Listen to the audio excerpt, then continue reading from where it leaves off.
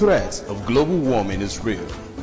You have seen the destruction of lives and property as a result of incessant flooding. Make the environment a conducive place for all to live in. Stop polluting the environment. Protect the environment. ITV, certainly the best. Hello viewers, welcome to Viewpoint on ITV. I am Caroline Okonji.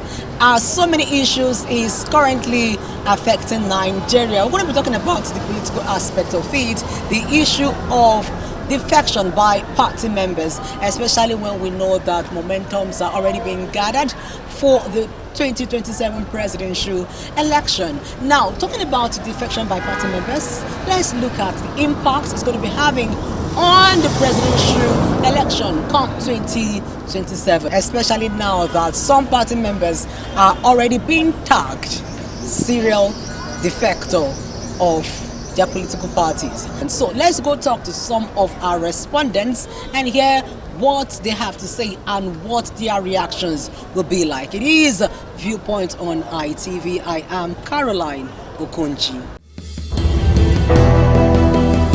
The normal thing actually is you can only defect when there is trouble in your party. But many people since have been moving even when there's no trouble anywhere, and it's like we have allowed it to flow. Especially this time that elections are coming, those who do not get nomination in one party want to move immediately to the next party where they can get nomination. I think that's what's causing it. It's not. I think it's because we really don't have strong democracy inside each political party. But with time, all this is where I own it. It's a normal thing, I think. Not normal, it's a usual thing. Take, for example, ADC. ADC was very strong, was building up. But Obi has left, has moved to NDC. People are thinking, what happened in Labour Party with the obedience will happen in NDC. They're all moving there. That has already affected the balance. But the problem is people are forgetting that obedience is not really as strong as it used to be. Then it was a conglomeration of very angry youths plus very angry church. Now the churches have gone back to their respective churches.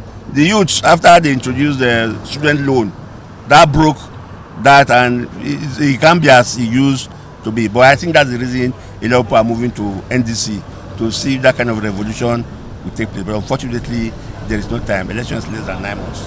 It's the voters' mindset. It will not affect because in the past 5 years, voters have actually turned from voting for parties to voting for individuals.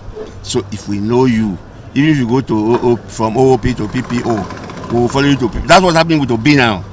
People with that revolution think Obi is very popular, which is not true. They think anywhere he goes, there will be a build-up. The reason everybody is moving to NDC is because of Obi. If he comes back now to ADC, I'm sure they will come back with him. So people since have stopped voting for political parties, but voting for individuals. It doesn't matter where they go to, they will follow. I call them political marauders. A situation whereby their political party or the political hemisphere is no longer favorable to them, they tend to continually to maraud, to migrate or decamp to other political parties, to, so to say, to seek for greener pastures, to satisfy their political greed or their political career. Because in Nigeria settings, politicians does not have ideology. The only thing they believe is satisfying their political career. So when party A is no longer favorable to them, will no longer suit their political interests, they tend to move to other political parties which they feel will be more favorable to them. And to me, personally, I don't see them as serious persons, because if you cannot stay in party A to fight for the ideology of that political party, and you feel it does not favor your political career, you now move to another political party. I don't take such persons serious. And I wonder how they're continually using that means to manipulate the electorate. They don't know, majority of electorate don't know that these politicians are not out there to satisfy the interest or to fight for the interest of the masses. Rather, they are only there to satisfy their own interest. To me, it will not have any negative impact on the election, so to say, because there are procedural processes for INEC to conduct the election, and any political party or politician that decamp and do not meet up with those criteria will automatically be disqualified. So that is my own take. In the last presidential election, first time in the history, I supported Peter Obi because of the perception we have about his personality. But when he could not hold on to the party that Nigeria projected him through, when he could not stand up to fight for his mandate, personally, I now see him as someone who is not a serious politician and should not be taken serious. If to an election is just 2027 and 2026, you are still looking for a political party you want to decamp to. You are not a serious politician. I don't know if Nigerians see or reason the way I do. So personally, I don't take politicians serious. And those that are decamping from one party to another to seek for greener pastures or to protect their political interests should not as well be taken serious. And I also want to call INEC. There are laid down rules and regulations and procedural processes of decamping from one particular political party to another. It's most especially when there are crises in that political party. Any politician that leave his political party when there are no crisis or when there is no crisis in such political party should not be allowed or should be disqualified by the INEC when they not meet up the criterion at which he's supposed to decamp. So Nigerians should look forward to politicians who have the interests of people at heart, not those that jump or decamp from one particular political party to another to suit their political philosophy. We are aware of the diversion from our own party. Let me speak on that because that is what I know. To other party like this new party, NDDC, or the NDC. You know, we see it as an opportunity for us to consolidate more in our party ADC. You know, some people may see that it's having effect on us, but for me, it does not have effect because I speak with you. Some of them who went to NDC today, I'm holding meetings with them. They are coming back again to ADC. That is to tell you that probably they've seen that the expectation that they wanted to get it, they didn't get it. So for me, ADC is a party to beat. It's not a one-man party, maybe like an obedient, which people that believe in Obi are following Obi, or like Kwankwaso, people that believe in Kwankwaso, the Kwankwasoya movement, they are following it. This is coalition. It is all political parties that came together. You can see the number of people, the caliber of people at the top, at the ADC level. You see that they are from different parties. National Rufai is there, APC. Rebo Sola is there, APC. PDP is there, David Maguj, our national chairman. Other persons, Article 2 from PDP. So it's a coalition. We have both Labour, ABGA. So we are not worried, you know what I'm saying, with the defection. So those, as you are going, people are coming in. So it's just like that. This has been in this existence. You know what I'm saying? Even before we coalition.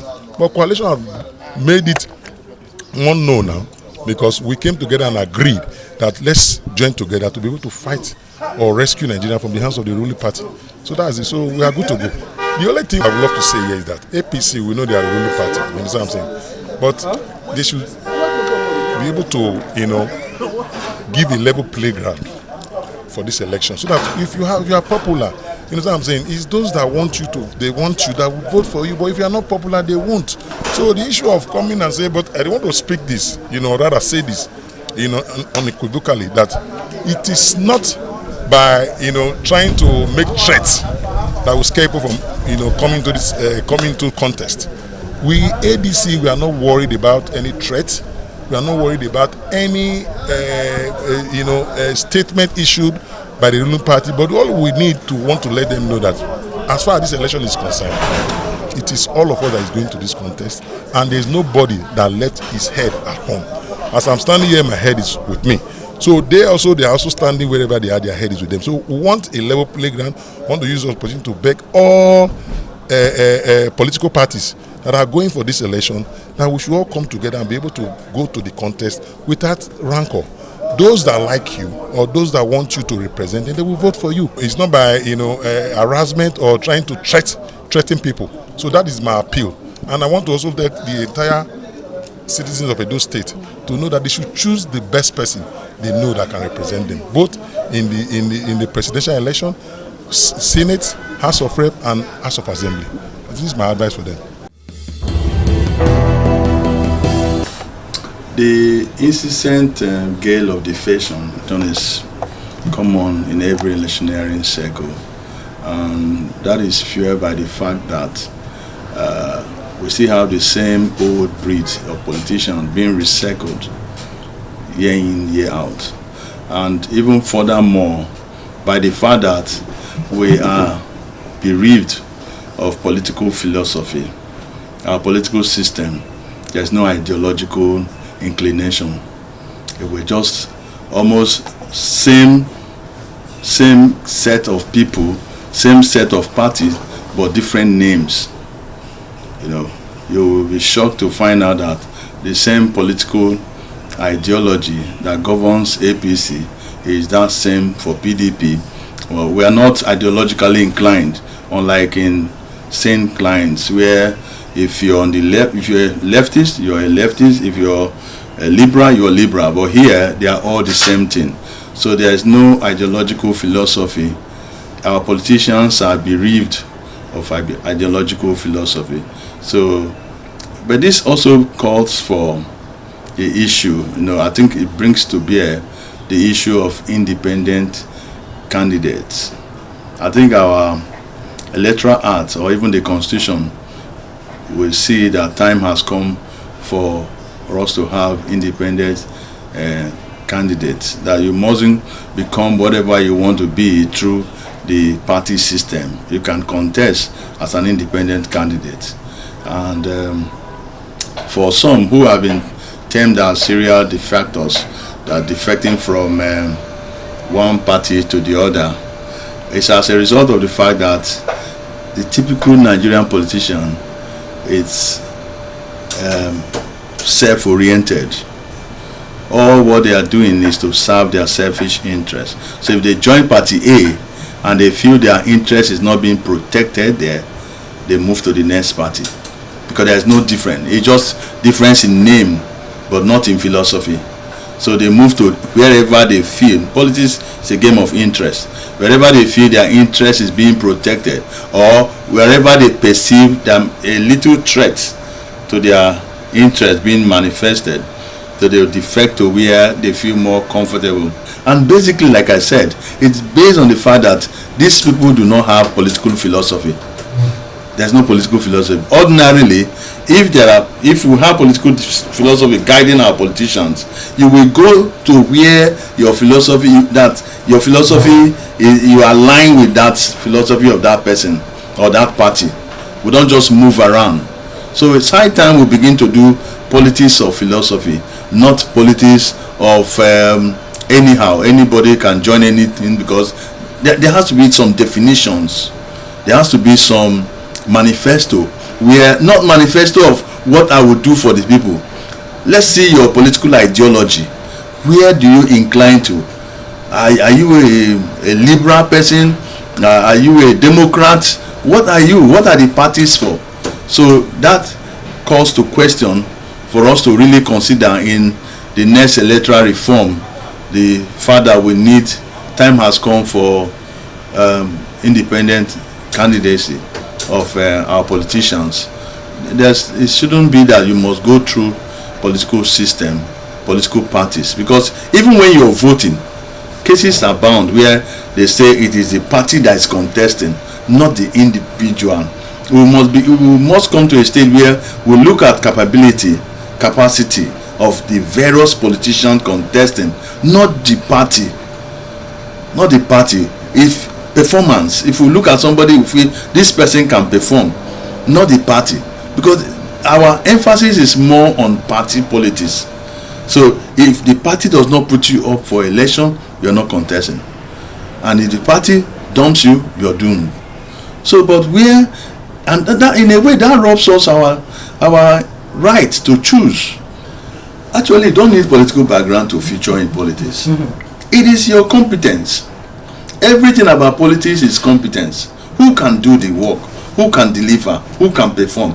The only thing we're going to have if we practice independent candidacy or individual candidacy is there will be influx of people. Every Tom, Dick and Harry want to, maybe like usually in our Nigeria, let it be that it was once a presidential aspirant, so that will be in your CV. There's nothing we don't add in our CV. When you are introducing the person, once presidential, 2027 presidential aspirant. So that's a CV for us. But there's also a way, we must also fashion out a way to curtail that. But by and large, the focus of that will be on competence, on who is capable, who can deliver, not really by party. People are actually moving cross-carpeting from one party to the other today. All these things are happening because of interest, because people are looking for opportunity where they can get their dreams or aspirations come to pass. It's all over. People are moving into A, from A to B, C to D, because they want to fulfill their aspiration. The most important thing is that the party that can take you to where you are going, because party is a vehicle that will take your aspiration to where you are going. That's the reason why you are seeing this movement to affect the forthcoming election, because politics is a game of numbers and it's a game of interest. And if the candidates at the end of the day, after the screening from various parties that stand with their dreams, then the people will definitely vote the candidate of their choice, which will definitely affect. Nigeria political parties are just a group of people who associate to grab power. They have no desire for anything other than just being special purpose vehicles for the purpose of getting power at any level. That is why our politicians can move few minutes to elections from party A to party B without remorse. You can imagine that politicians just jump from one party to another, still expecting their supporters to follow them to the next party, believing that they will have votes. I think that laws should be made to check this situation of people going with the ticket of the party that sent them into power. We look at situations where very visible politicians move from party A to party B. You find out that they are only desperate to occupy office. They are desperate to have power. That is the main reason why they are moving from party to party. I condemn this, and I urge Nigerians to take note of such people's character. It shows that they lack character, and such kind of persons should not be voted into office. Defecting from one party to another is as a result of lack of organization. When party is not properly structured, when the political aspirant was not given a level playground for them to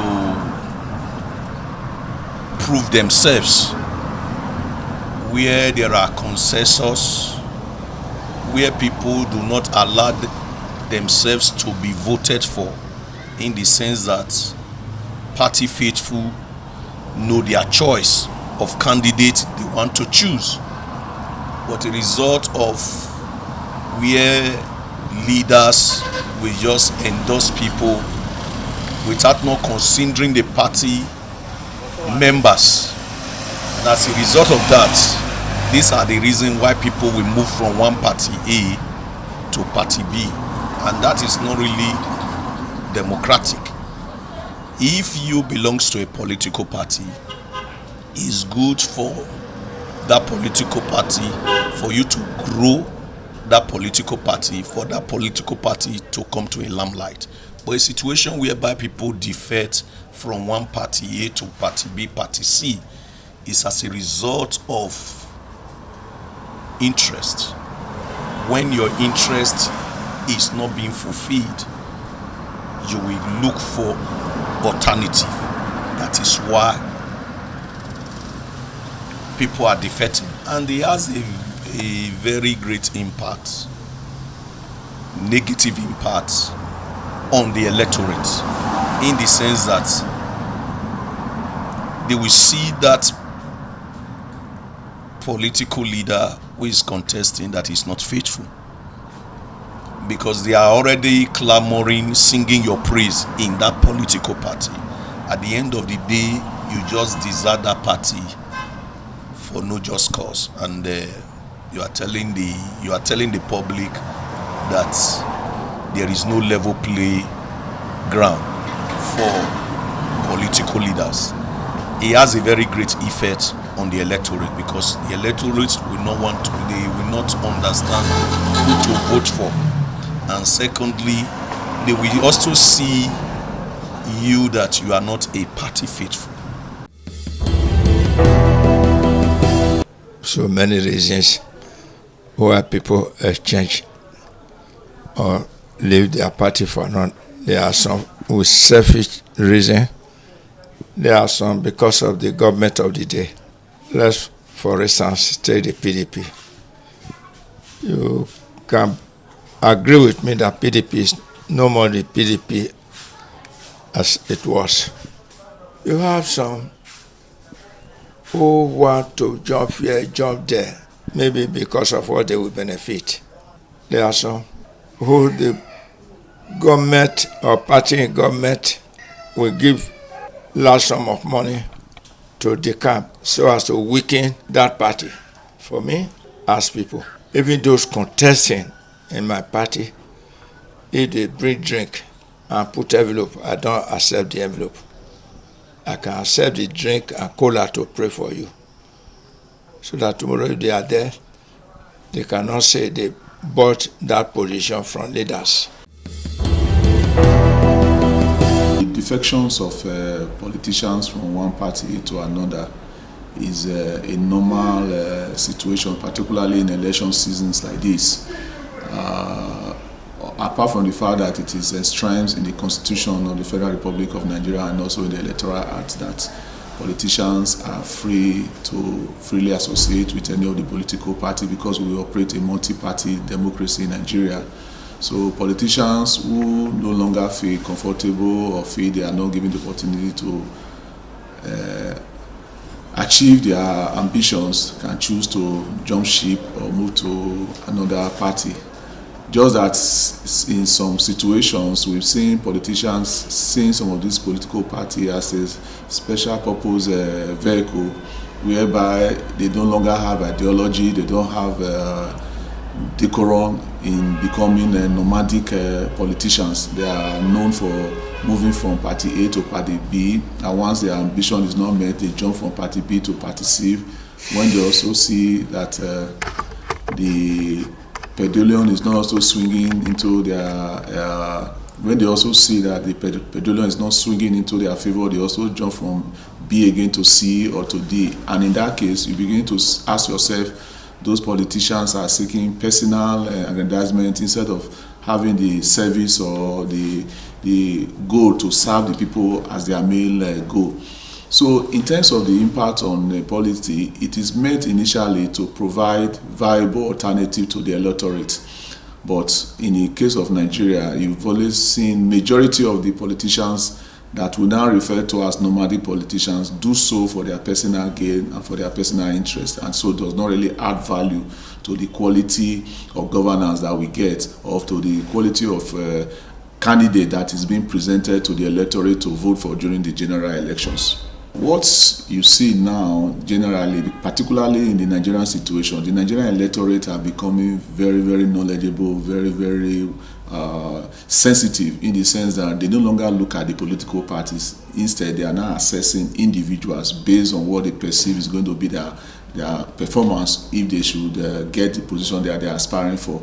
So I really don't see it affecting the electorate if they perceive that particular person to be of value, or what they think that person is going to change in the polity. So even if it's just that in the Nigerian situations, we've not really have opportunity to have independent candidates that can really stand as a movement to be able to ginger electorate or general support that they can win elected positions on their own as an individual, just like you have in the other advanced democracy where you have independent candidates. So for the electorate, they are now looking for credible candidates. They are not looking at party A or party B, because generally now all the parties seems to have the same manifesto or ideology, and it's the same season of politicians in party A that you see in party B or party C. Just that we, as the ruling party, has become more stable, we are more stabilized, and that's why you see that in recent times you've had few defections from my own political party. Most of the defections you see are other mainstream opposition that is trying to gather themselves and see how well they can form a vehicle to challenge us as the ruling party.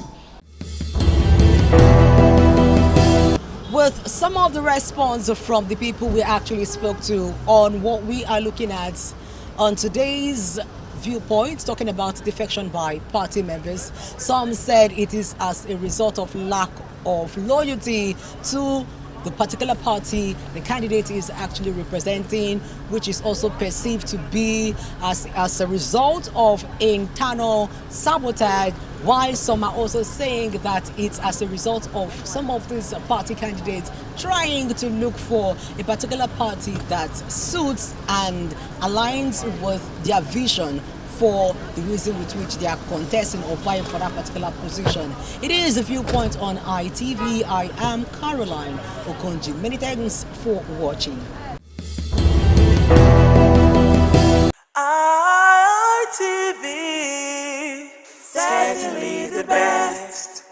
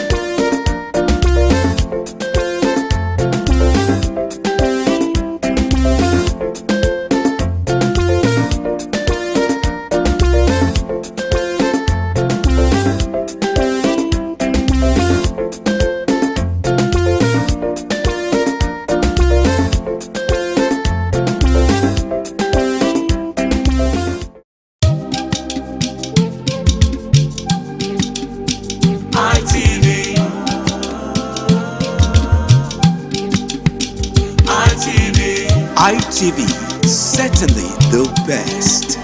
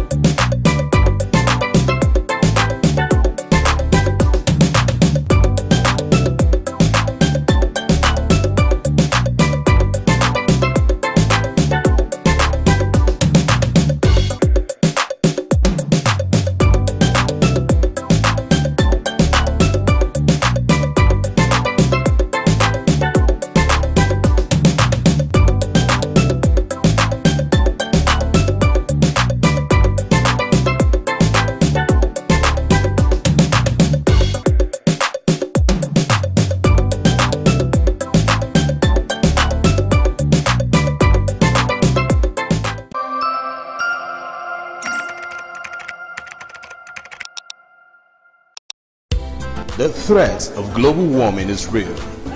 You have seen the destruction of lives and property as a result of incessant flooding. Make the environment a conducive place for all to live in. Stop polluting the environment. Protect the environment today. This message is brought to you courtesy Independent Television and Radio.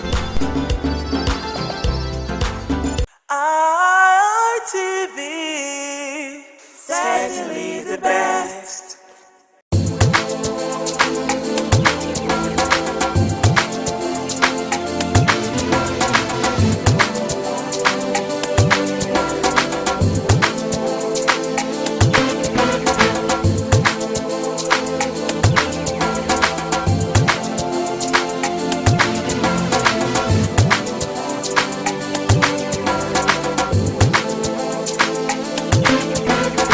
Welcome to Market Survey. On this edition of Market Survey, we are currently at the market to know the current price of beans here in the market. I am Stephanie Notoriua, and I'm going to be taking you through the market to get to know the current price of beans here in the market. And we are currently at Lagos Street, Benin City, to get to know the current price of beans. So come with me as we get to know it.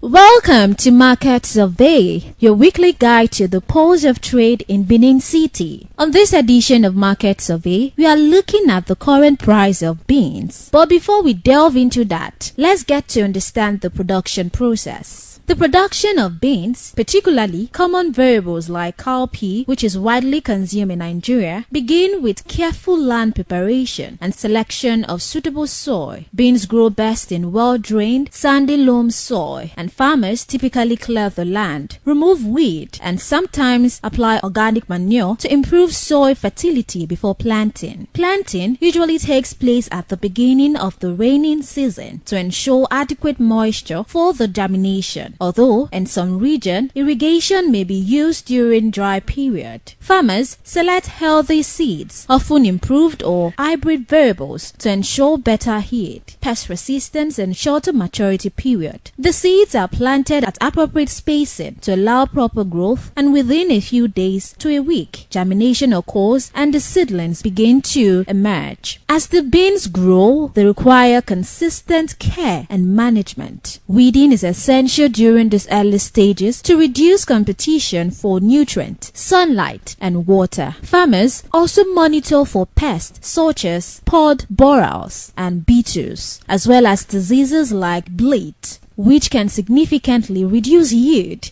if not controlled. To manage these threats, a combination of traditional method and modern agricultural inputs such as pesticides, and herbicides may be used. Fertilizer application, though not always necessary due to beans' ability to fix, can still enhance productivity when used approximately. The growth period typically lasts between 60 to 90 days, depending on the variety, after which the plant begins to flower and form pods. Harvesting is done when the pods turn dry and brown, indicating that the beans inside are matured. Farmers either uproot the entire plant or pluck the pod directly. After harvesting, the pods are dried further under the sun to reduce moisture content, which helps prevent spoilage during storage. Threshing follows, where the beans are separated from the pods, either manually or mechanically. The beans are then cleaned, sorted, and sometimes graded based on size and quality. Proper storage is critical at this stage. Beans are kept in dry, well-ventilated spaces or stored in bags with protective measures against pests such as weevils. In some cases, preservatives or airtight storage technologies are used to extend shelf life before the beans are transported to market for sales. The current price of beans in Nigeria reflects a combination of production challenges, supply chain dynamics, and broader economic condition. Over the past years, areas, the price of beans has experienced a noticeable increase, making it one of the more expensive staple food in the country. Several factors contribute to this trend, starting with the cost of production. Farmers are facing higher expenses due to increased price of inputs such as seeds, fertilizers, and agrochemical. Additionally, insecurity in key agricultural regions, especially in northern part of Nigeria where beans are largely produced, has reduced farming activities and limited access to farmland. This has led to lower overall production, which directly impacts supply in the market. Transportation and logistics also play a significant role in determining the final price of beans. The cost of fuel has risen substantially, and since agricultural produce must be transported from rural farming areas to urban markets, these costs are passed on to customers. Poor road infrastructure further complicates distribution, increasing the risk of delays and spoilage. Market middlemen, who act as intermediaries between farmers and consumers, also influence pricing by adding their margins. As a result, the price of beans varies across different markets, with urban centers often experiencing higher prices compared to rural areas due to increased demand and additional transportation costs. From a demand perspective, beans remain the highly essential food item because of their nutritional value, especially as a source of protein. With the rising cost of meat and other protein sources, many households rely heavily on beans, which further drives demand. This increased demand combined with limited supply creates upward pressure on price. Seasonal variation also affect pricing. During harvest period, price may drop slightly due to increased availability, but they tend to rise again during off-season months when supply dwindles.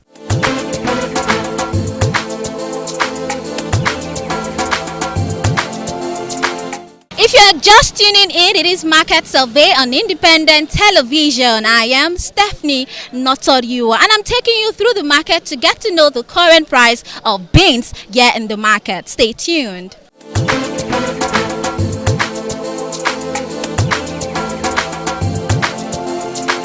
From how you did buy beans before and now, has the price gone up or are they still affordable? Though it's affordable, it has gone up a little bit compared to before. Like the red one, we used to buy it around 80, but now the price has gone up a bit. But right now we are buying it at the rate of 195.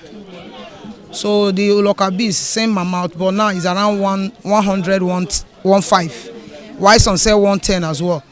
The other white one, same thing. So almost little bit difference of prices, but it's a bit higher than before.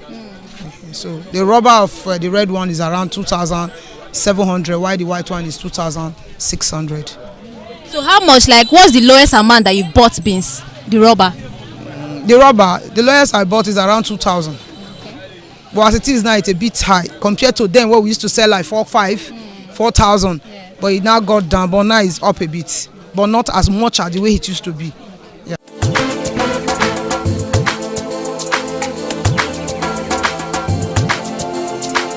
How beans they for market now? It don't come down. It's come down some more. Yes.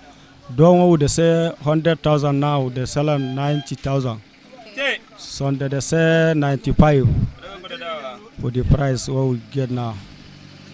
See they come down some more. So now the different type of beans, how much now they sell? We get a local beans. That one with the seller 2 each. Yes. So the brown one, we see the seller 2.7. Okay. We get Olanyiwa with the seller 2 each. Okay. White one, now different type we get. We see get Abuja beans. Okay. We see the cedar one 2.7. Iron beans 2 each. So now that one we even get the Niger sale. So the Niger would say that one 2.6, 2.5. Now different price. So how much now they carry a bag of brown beans before and now? Before they carry 110, but now they sell 100,000. Okay. What about white beans? White beans, that one would say 100. Abuja, we even the sell 95. So that kind of beans, they sell 95, but now 90. So you get away be say beans stay they cheap. Yeah, now today time where the new one come out. Now that time the cheap pass. But now the dry season. So you see, they move again. Oh. You see, stay one place. They go up. They come down. So motor money see they affect the price. See they affect how they sell the beans. Yes, as sometimes they put price for transport. Before they pay 5, but now it reach 6.5. Now that way they affect the price of transport. So if transport cheap, now if you say beans go cheap, the price go reduce. It was cheap. As anything one person will tell you, he will talk about transport. So that why even the cost all these things, even the best for that one. More we see the big government may when they look that one for. So now this beans, now say many people they buy and many people for us. How they go say preserve and may last? That one. Sunday they use something where they keep small and where they enter. So Sunday just they keep her like that. But na different medicine they use to food. Sunday they tie up a rack. But Sunday they put her for inside the beans. But that one the one way will tape for ground. Now that one you go they do it like that.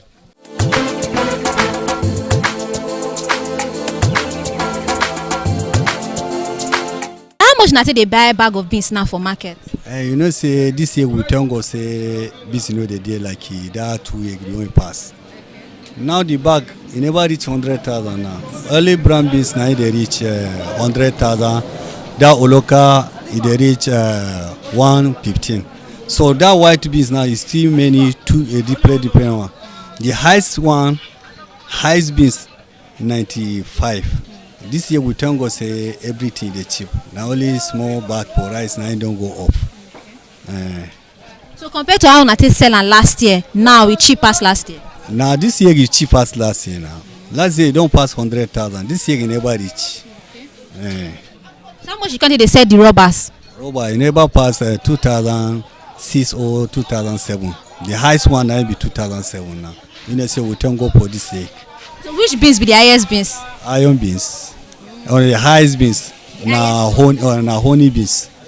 Na honey beans now be highest price now. How much be the bag and how much the rubber? The bag they reach 105. Some they sell 110. Rubber they sell 28. You get the season where be say beans stay they cheap. Yes, no, anything now go do. Now be say they get season the one they cheap. They get season the one never cheap. Say this year now, no beans many, but you got then say person. They deal like this. You understand? So transport first they affect the price. Nine be the wahala now. Before they carry go pass 5,000. Now they say 6,000 something now for transport. Now they chop the money now. Yes. So you believe say if transport fare come down, the price will come down? Maybe say now God, no be me no. Now God now you know tomorrow. Nobody can know tomorrow. You understand? Yes. Now that one. So this beans now person where they buy and many they keep for us. How you go take preserve and make all those ants not enter? Say no be for here they do am. Now for the arewa now. Yeah. Now no be for here. They put them for inside solopin. They put them for solopin. If you put them for solopin, they enter. If you leave like that, you go enter. You understand as so. But what if you put them inside rubber? They put anything now. They go put them solopin. You tie and put them. No, if you want put them, go put them for inside room. That room the only one put them. Go open her. Go open her. If you open her now, breach enter. And that one and you go enter. If you that one go open her. Anytime you open her on that one, you want sell her now.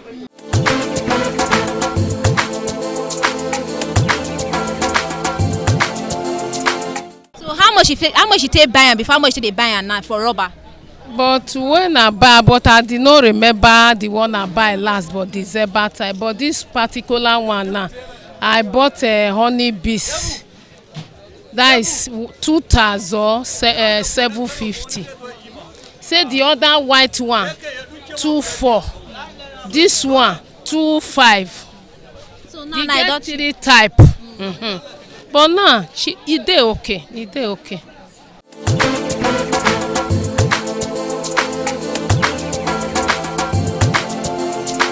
Over Overall, the beans market currently reflects a classic case of high demand meeting constrained supply, leading to elevated prices. For consumers, this means adjusting pricing habit or seeking alternatives, while for farmers and investors, it presents an opportunity to increase production and improve supply chain efficiency. Long-term solutions such as improved security, better farming techniques, government support, and enhanced storage systems could help stabilize prices and ensure consistent availability in the market. From the findings gathered during the market survey, it is evident that while the price of beans has experienced fluctuation in recent times due to various economic and production factors, it remains relatively fair within the current market structure. Traders and retailers have adjusted their pricing in response to the cost of transportation, storage, and sourcing from farming regions. Yet, there is a noticeable effort to keep beans within reach for the average consumer. The pricing shows a level of consistency that suggests a balance between supply challenges and consumer demand rather than explosive, excessive, and exploitative pricing practice. Furthermore, when compared to other sources of protein available in the market today, beans continue to stand out as a more affordable and accessible option for many households. Despite the gradual increase in cost, it still provides significant nutritional value at a price point that many families can manage, especially in urban centers where food expenses are generally higher. Consumers interviewed during the survey expressed that although they have noticed the price increase, they still consider beans a necessity and worthwhile purchase due to its versatility and importance in daily meals. The overall assessment of the market indicates that the current price of beans, although higher than the previous years, can still be regarded as fair and relatively affordable given the prevailing economic condition. The market reflects a system that is adjusting to challenges while still striving to meet the needs of consumers. As such, beans remains not only a staple food item but also a cost-effective choice that continues to play a vital role in household nutrition and food security.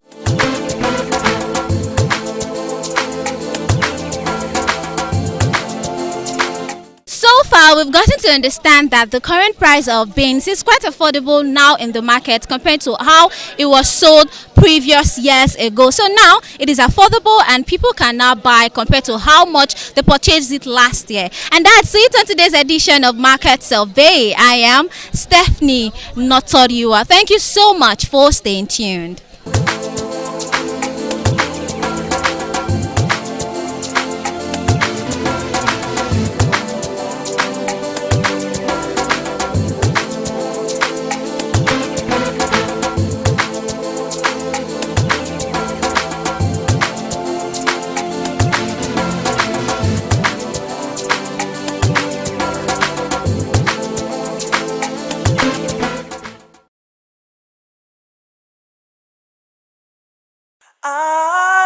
ITV, certainly the best.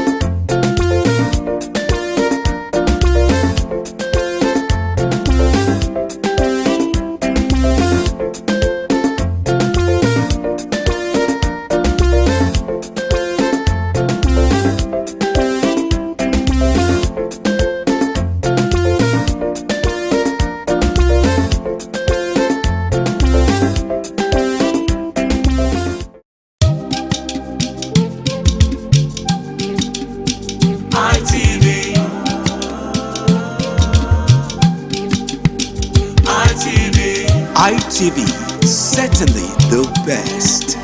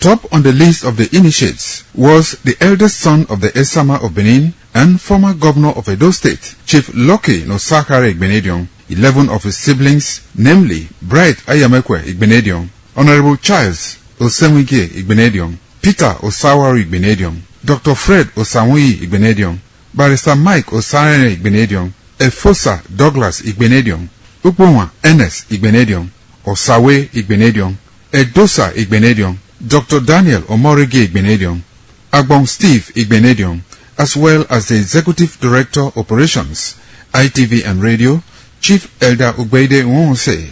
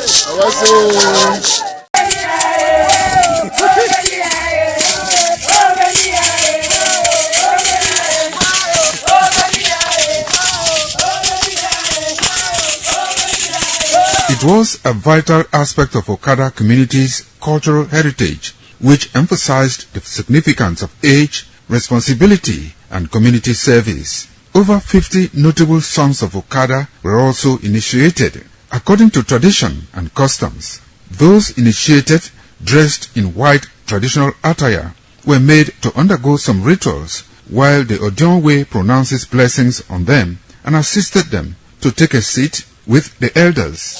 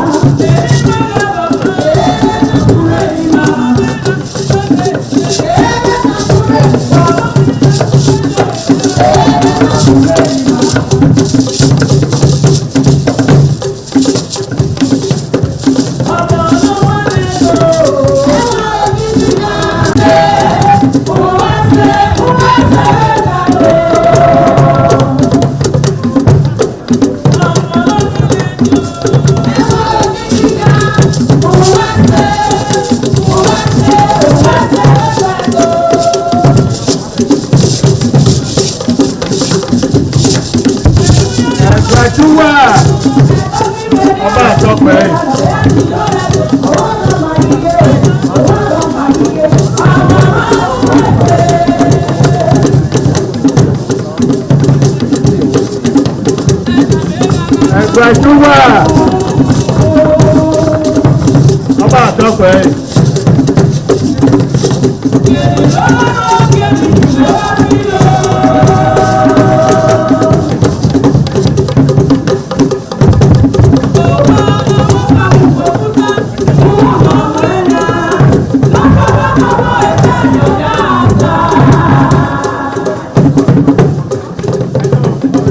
Gbajúmọ̀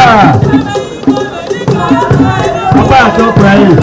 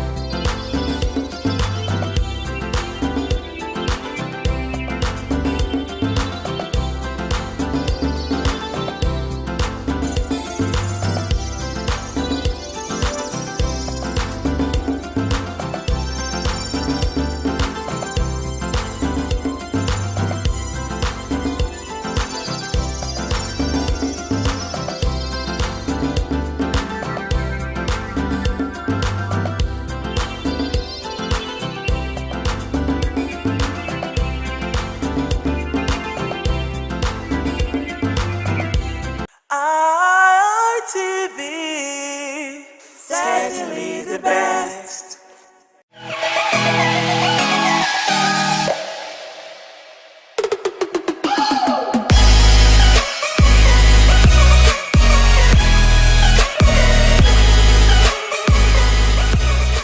All right, distinguished ladies and gentlemen, it's another beautiful episode of your favorite Rendezvous for Guys on television, and I'm talking about the Guys Hangout Show on independent television, reaching you live from Benin City, Edo State, Southside Nigeria, West Side Africa.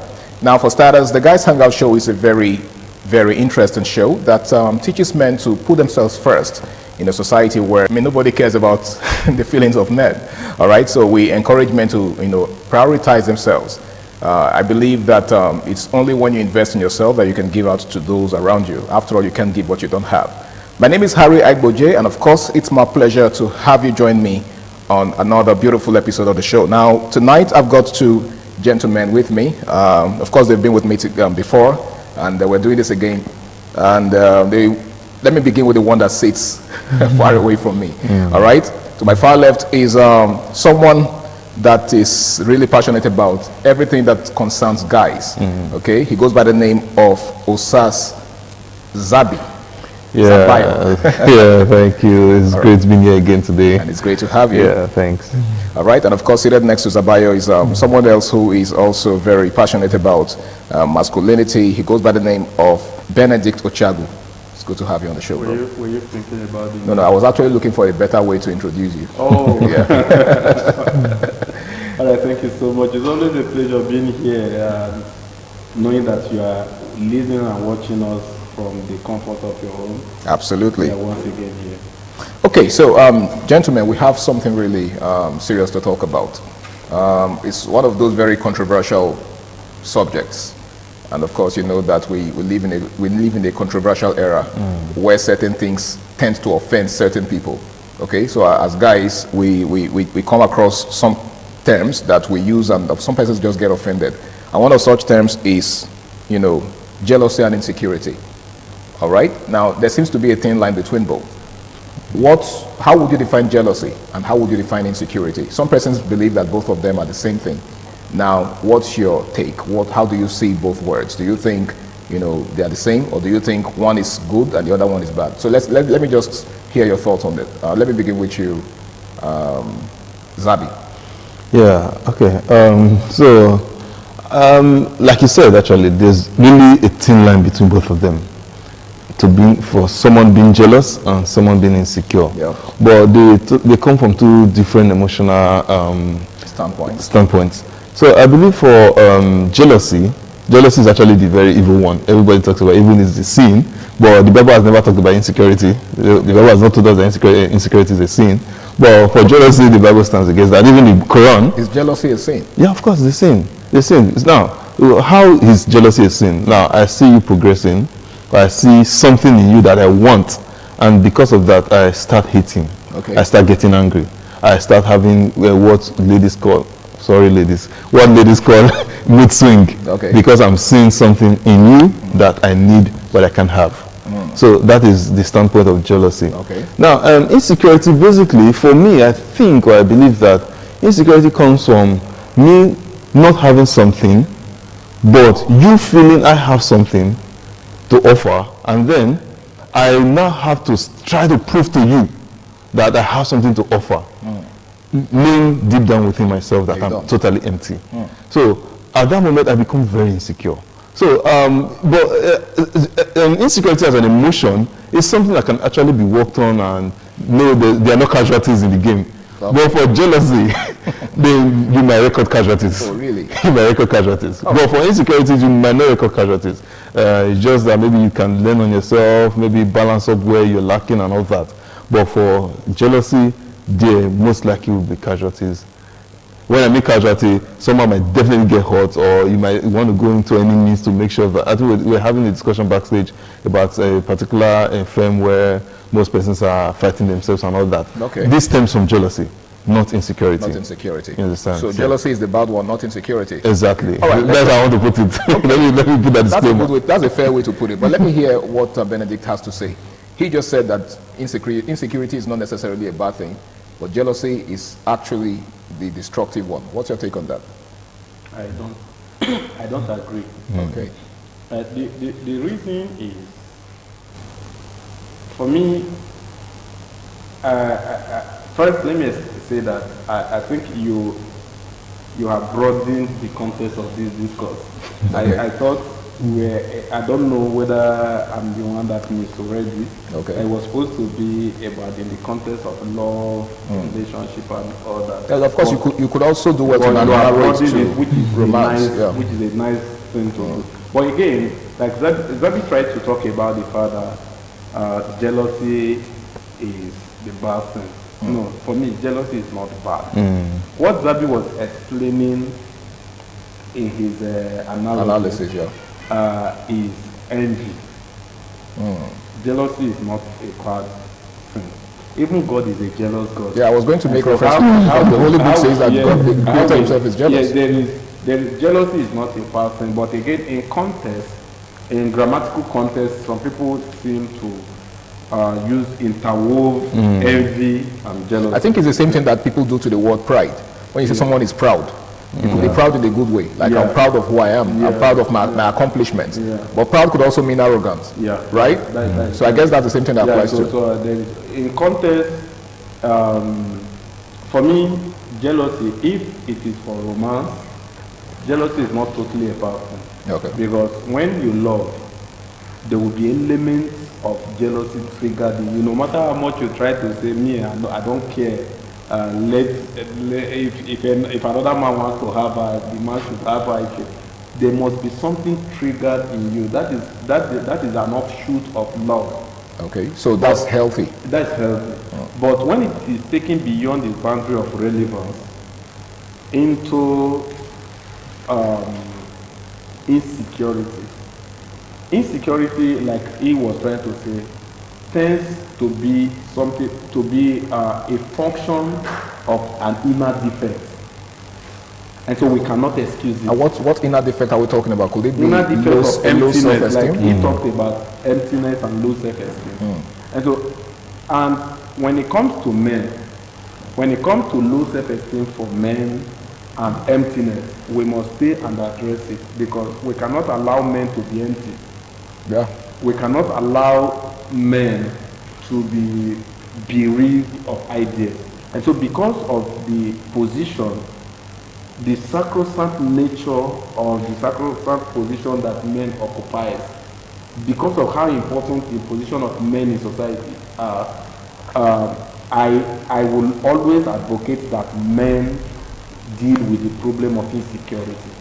Because what brings witchcraft sometimes is insecurity. It may seem to be an innocent word, but if it is unbridled, it can lead to a whole lot of other things. Like Zabi was trying to say that it can be managed, which is the correct thing. Every man has an element of insecurity in him. You can't pretend about that. But if you have also the ability to manage it and put it under control, means that you have something beyond the insecurity itself. It means there's an element in you that is more powerful than insecurity. But if you are stuck with insecurity alone, that's a big problem. Okay. Right? So that is what we are trying to say, that love comes with a portion of jealousy. But insecurity with men, especially when it comes to do with a general workplace, can lead to so many things. For me, I want to say that instead of being insecure, work on yourself. Grow. When you grow, you will now find out that the next person is not your problem. That your problem was actually lack of growth. Okay. If Zabi is trying to do certain things, the reason why I will be feeling insecure when Zabi comes around to do his thing is that there is no value currency that I can also bring that will make me relevant around Zabi. So you feel threatened by his presence? I feel threatened by what he's doing. But if I have value currency, and then he's shining his shine, and I'm shining my own shine, then that self-esteem narrative will be gradually to erode away, and will become better off, will become partners and not just competitors. Yeah. All right. So can I quickly let me strike on a part, because I believe that's where most of us want to really miss it. Okay. We believe that anything that has God in it is good. When the Bible says God is a jealous God, that doesn't make jealousy good. Because what happens to the people, if you now read it completely, what happens to the people that defect? The Bible tells you what happened to them, right? So that shows you that jealousy is bad. Because God now being a jealous God means that if you now give what is due him to somebody else, there's a repercussion. Okay. Which something happens. So the problem is with the repercussion. There is always a repercussion. There is always something. Right. So that's what I'm talking about. There's always casualties. Okay. So just God being a jealous God, there's always casualties. Okay. Well, Christians are not casualties. All right. I think I quite agree. You're not getting and sometimes just in language, lexical content. Yeah. Sometimes the Bible was interpreted from the Hebrew and Greek. Okay. Sometimes the right word may not even be jealousy. You see. You understand? But okay, we are not here for Bible study. All right, in case you're just joining us, it is the Guys Hangout Show on independent television, and the topic for tonight is jealousy versus insecurity. Now, you just said, Zabi, that wherever there's jealousy, there is likely going to be casualties, right? Yeah. Okay, now I would like to ask you this. What would you rather have? A woman who's not jealous, a woman who doesn't quite care what you do with other women, or one who raises an eyebrow the moment she suspects that you're entertaining the advances of another woman? Okay. So, so I think that's bringing to the context of relationship right now. So, but for a relationship, I would always want to look at marriage, not dating. Okay. Because dating, anything can happen, anything goes. Nothing is cast. Nothing is cast. So I can just see your hairstyle and I'm done with you. I'm done with this relationship. You understand? Okay. But in marriages, there's nothing like I'm done with it. You're there. You're stuck here forever. You understand? So when it now comes to jealousy, then and insecurity in marriages, I believe that this majorly comes with the percentages are more from the feminine side than the male side. But whenever it comes from the male side, it's always very disastrous. Okay. That's where you see issues like wife beating and all that. But I believe that it's actually unnecessary, because before settling down with somebody, it depends on what you saw with the person. Now, if you saw, if for example, when you were dating, what attracted you to the person is what will attract everybody. No, so I believe that's why most of the times guys are advised to go for ladies that have inner beauty. When we say inner beauty, actually, we don't even talk about beauty inside. We're just talking about some particular traits, some particular values and traits. Women who are less physically attractive. No, not that actually. Not that actually. I think I tried to play safe here.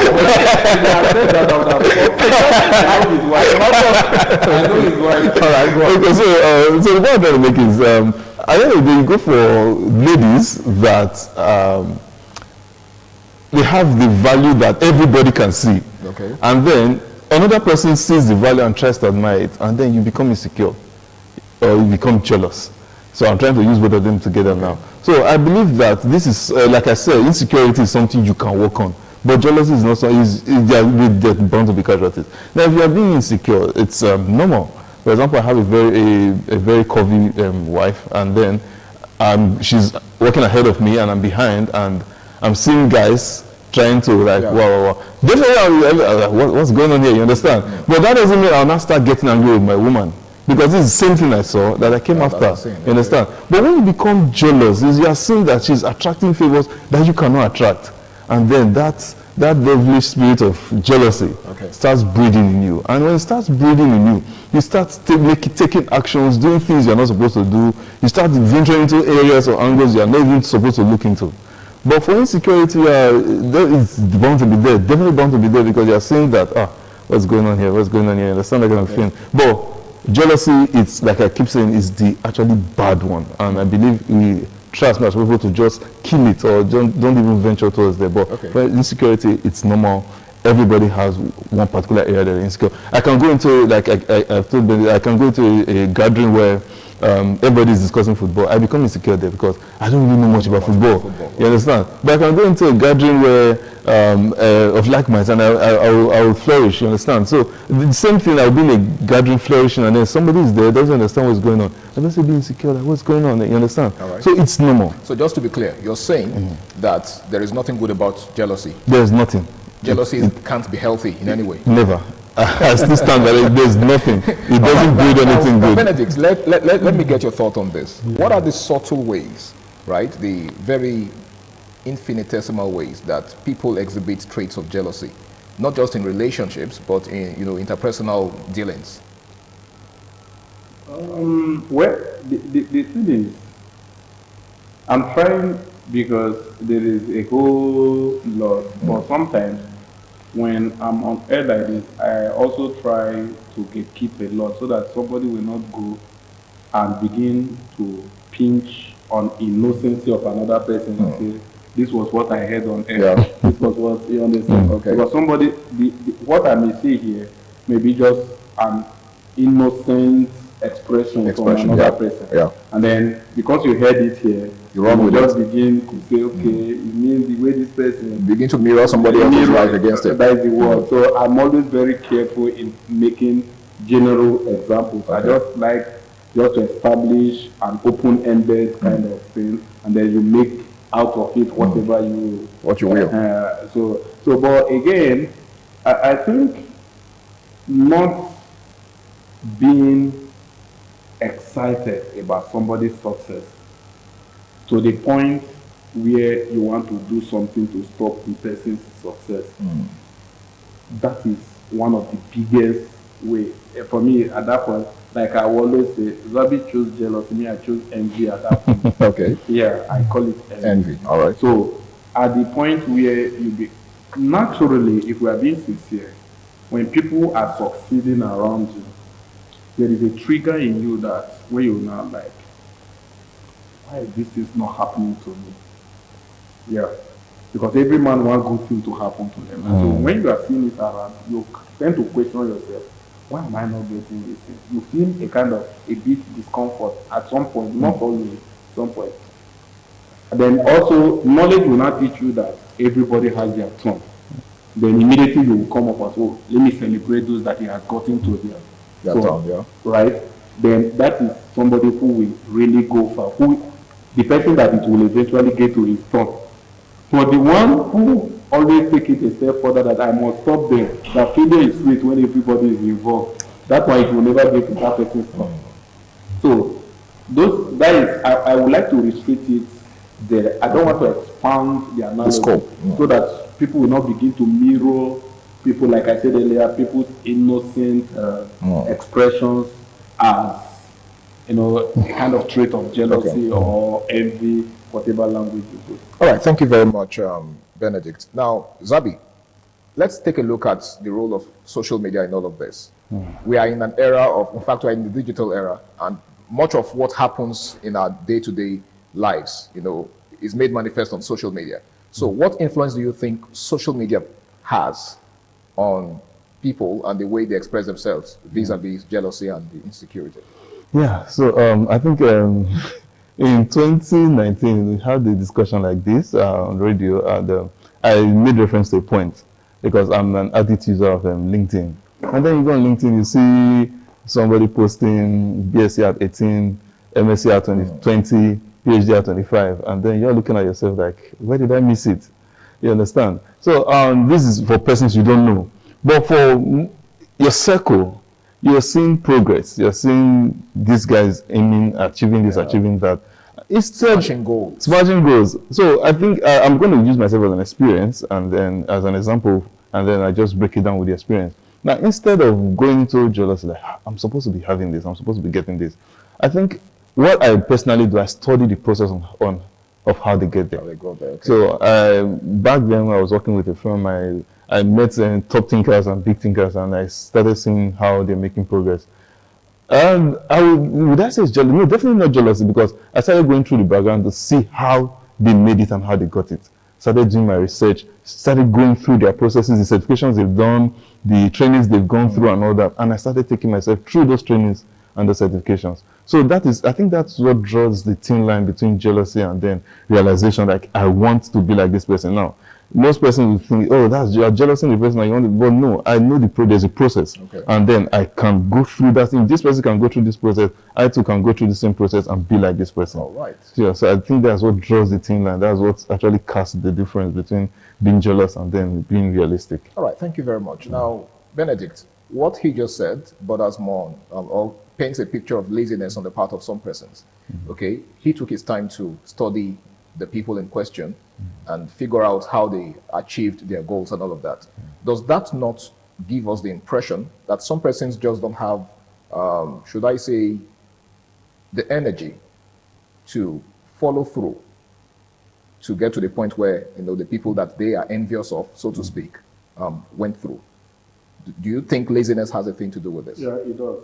One thing is the laziness, the mental laziness, the laziness of the mind, the function in the thought processing mindset.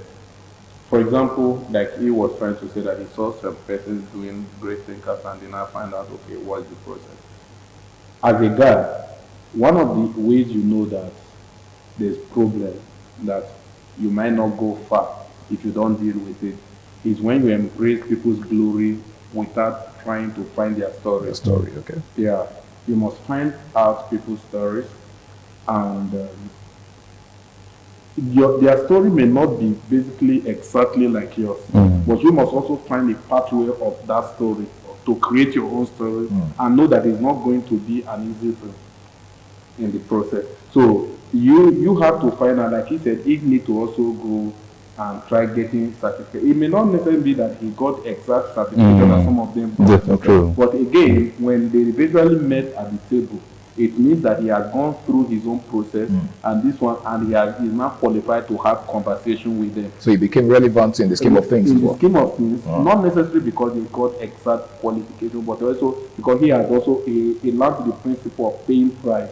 to also get some of those things. So me, I feel if you look at it as a, what makes this person outstanding, then you also need to find out your own strength. One of the things that breeds jealousy is that people want to be envious of people who are not even going their direction. Yeah. For example, if you are saying, like my pastor would say, if you are saying I am envious of you, find out whether what interests you is what interests me.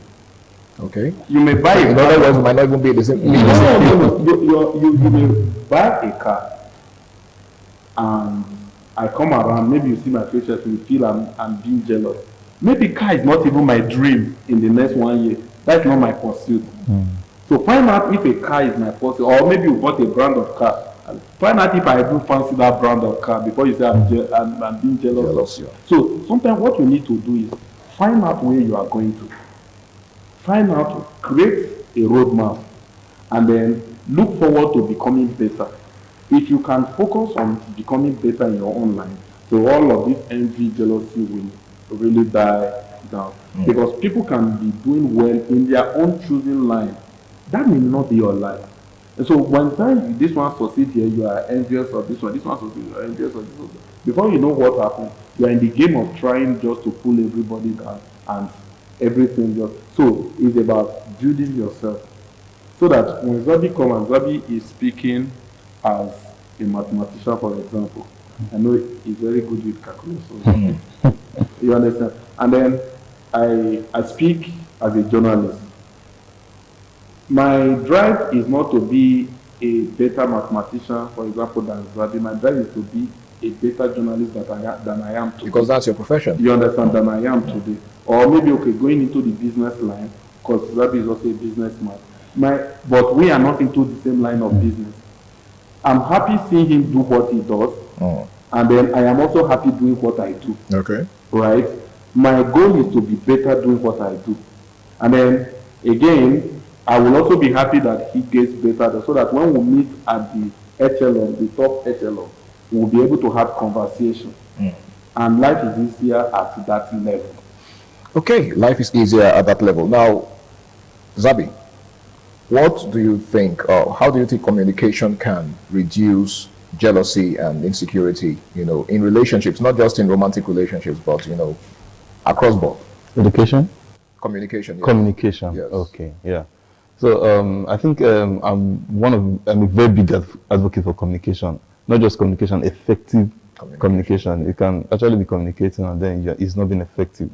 So I think when it comes to jealousy and insecurity, most of the times, majority, 100% of the time, is people don't study or understand the process that the person used in getting whatever the person got, you understand?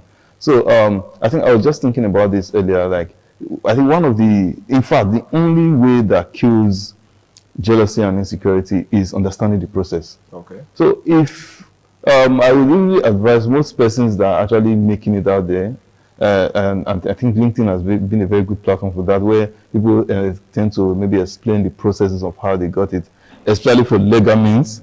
When it comes to, for example, we grew up in Benin City, you see a lot of guys succeeding, and then you are a bit like, wow, you're supposed to be age mates, this guy is succeeding, and then you go back and look at the process, and then you now tell yourself, God forbid I do this. You understand? So there are so many successes you see, and then you just tell yourself, God forbid I do this, and then you become contented. Because you're like, definitely I can't go through this process. Okay. Just the same way for some ladies too, they see their colleagues rising up in the office, not knowing that the colleague is sleeping with the boss. Small girl, and then you're already envious, you're already jealous, and then you not find out the process, and you're like, so you immediately become contented. Okay. So I believe when we communicate much, like for example, I'm seeing you, and I like what I see, and I'm communicating. I communicate with Bennett, like, I like what I say, and he's like, don't look at what that guy went through. You can't go through it. I don't understand the process. So I believe effective communication actually helps to reduce and kill jealousy and insecurity. Thank you so much. Now, as we begin to wrap up, in fact, we have less than a minute, so you're going to be saying this in less than a minute, Benedict. What's your final word, to young people out there who feel intimidated by their peers and probably don't have the energy to forge ahead? Just in less than a minute. Be patient with yourself and take it easy on yourself. And then again, try to get better. Your speed, your pace may not be like theirs, but if you are getting better daily or weekly, before you know, you will get to a point where you just tell yourself that I have done well for myself. Okay. If you can get to that point, then you have conquered. I like the part where you said, I have done well for myself. You're not doing well for anybody. Yeah. At the end of the day, it's yourself you're doing it for. Yeah. So that will help you to curb the spirit of jealousy and envy or insecurity, okay? we are all going to succeed individually. The only thing that matters is what Benedict said, that we get to that point where we are all relevant on the same table, right? Not a situation where you think that other person's success is a threat to your own success, okay? We don't all have the same calendar. That other person is running in his own lane and you're running in your own lane. The most important thing is that we all succeed at the end of the day. And not just succeed, but succeed in the right way. Well, I want to say a very big thank you to my guests, Zabi Osas and of course Benedict Ochagu, for doing me the honor of being on the show with me tonight. And I hope that the next time I call on you, you'll oblige me.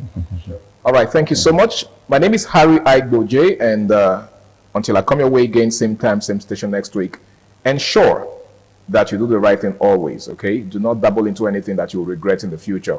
Of course, if you look around you, there are lots of young people that are doing crazy things just to succeed. You don't want to look back, in the next, say, 10 years and begin to ask yourself why you took the route that you took. Do the right thing, stay out of trouble, and bye for now. Good night.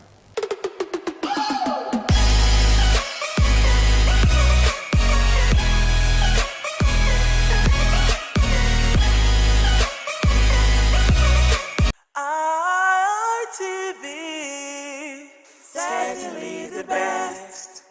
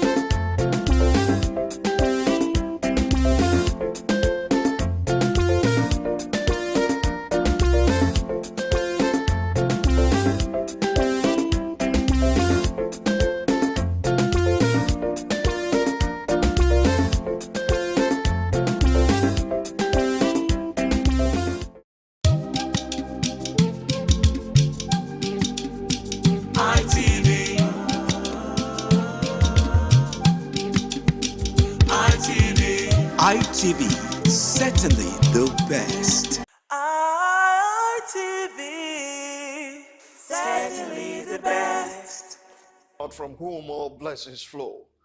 Welcome to your favorite program, The Moment of Truth, brought to you by the Citadel Global Community Church, CGCC, formerly known as the Lateran Assembly. Today, all across the world, there are rumblings. Nations are plagued by perplexing situations. Societies are drowning in unprecedented upheavals. Cities are grappling with complex problems. Families are overwhelmed by seemingly insurmountable challenges, while multitudes in the valley of decision and people are in dire need of hope. At the same time, there is a stirring in the hearts of those who know their God and are said to do exploits, those who understand the times and the seasons and know what their nation ought to do, those with a compelling call to respond to the mandate of God in this decade. Brothers and sisters, this decade is a decade like no other. It's a decade of the designated favor of God upon his people.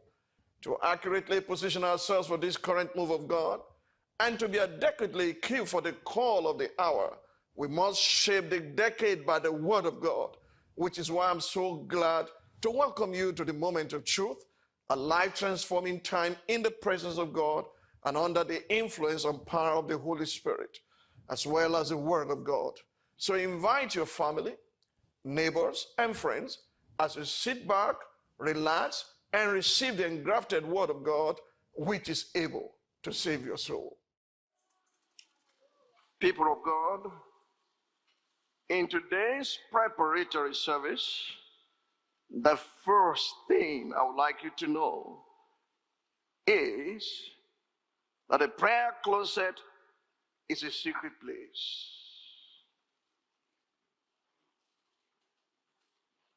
Am I saying something you've not heard this morning? The prayer closet is a secret place, and there are do's and don'ts that govern the place. If you come into my house, my residence, depends on who you are. Some people, I meet them in the glass house. That's the outer court. There are 4 chairs there. We're a couple, you sit opposite me. And we talk. From there, you return to the gate. Do I love you less? No. But I don't know you. It's me, pastor. I don't know you. We're in the same church. I don't know you. I've been a member of your church for 30 years now. I don't know you. So what do you mean you don't know me? Oh, are there not people who cast out devils in his name? And did wonderful works in his name? He said, I never knew you. There is no relationship between you and I until the baby you carry leaps for joy when I speak, and vice versa. Two can work together except they agree. You're set in your ways and no one can change you. And you think you can access? Oh, no. You stay in the outer court there. You are members. Whatever belongs to members will be done to you. But you and I will not stand in the place of prayer until I know we're on the same page. You know, they more or less forced the Lord to teach us to pray. And then when they asked him to teach them to pray, then they gave the condition, as John the Baptist taught his disciples. John the Baptist's assignment is to announce the kingdom of God is at hand. Jesus' assignment is the kingdom of God is here. And you want to pray as John the Baptist prayed. The season has changed. But prayer closet is a critical place, and there are do's and don'ts that govern the place. Please turn with me again. I told you I will come back to it. Matthew 6, 5 to 8. We have read it. Matthew 6, 5 to 8. And when you pray, you shall not be like the hypocrites, for they love to pray standing in the synagogues and on the corners of the streets. Am I boring you? That they may be seen by men. As surely I say to you, they have their reward. Prayers, number 1, governing rule. Prayers offered so that you can be seen by men as one who knows how to pray is not a prayer closet prayer. Did that make sense to you? You know that you love to be called upon to pray. We're going to ask the Senate President to lead us in this special prayer. And the Senate President's head will swear. Let's bow down our heads in prayers.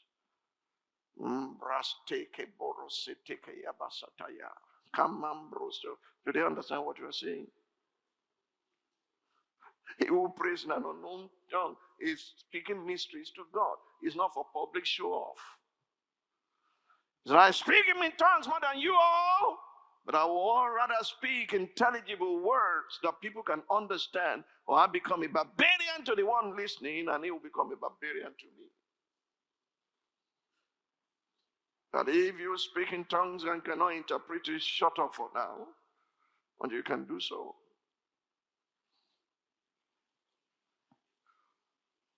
First governing rule. Prayers offered so that you can be seen by men as one who knows how to pray is not a prayer closet prayer. It's a waste of time and of the energy dispensed while doing so.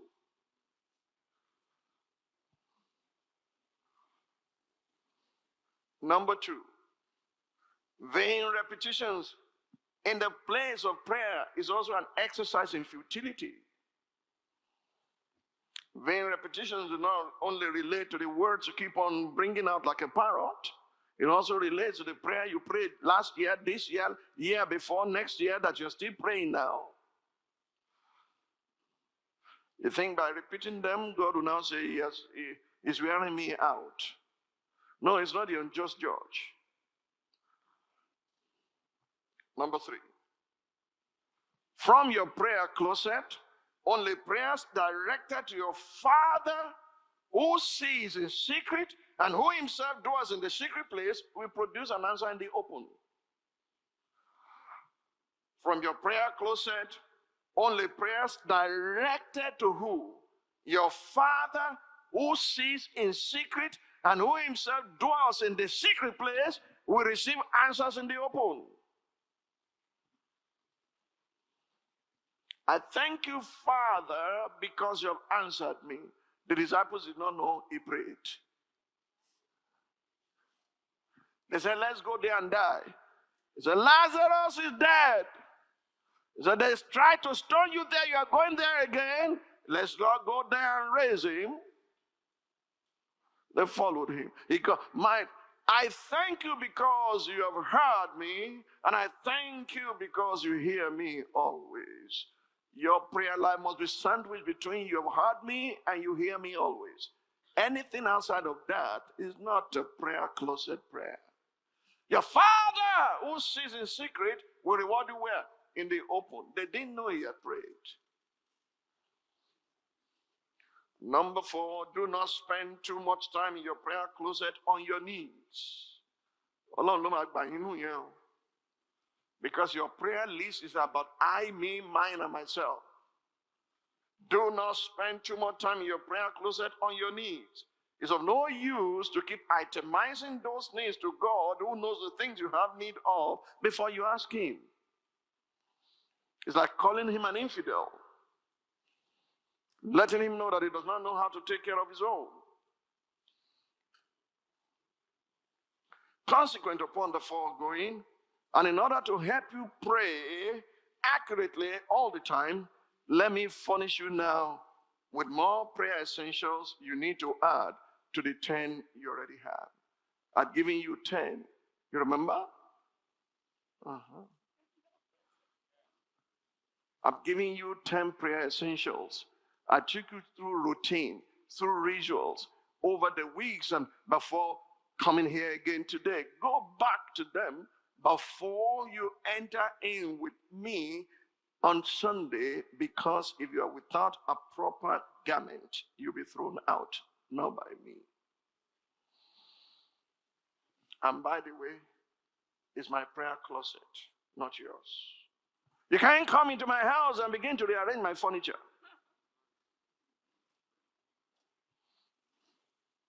That's why you stay in the glass house and from there go to the gate.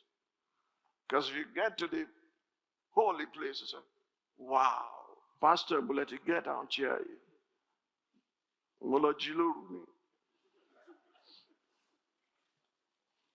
And that's just the holy place. There's still Holy of Holies.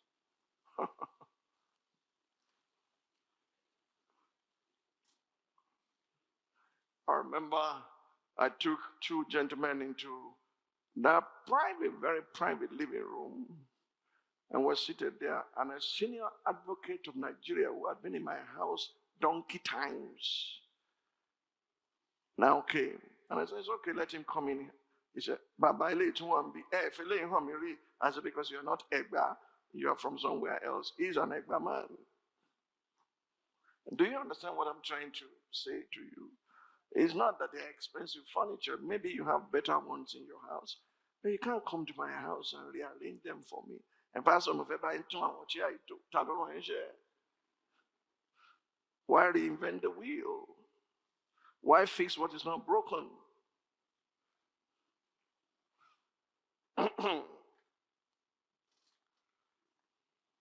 The 10th one that I gave you was ask and you shall receive. You remember? And I said, which class do you want to belong to? Those who are asking and asking and asking and asking, or before you ask, he will answer. While you're here speaking, he will hear.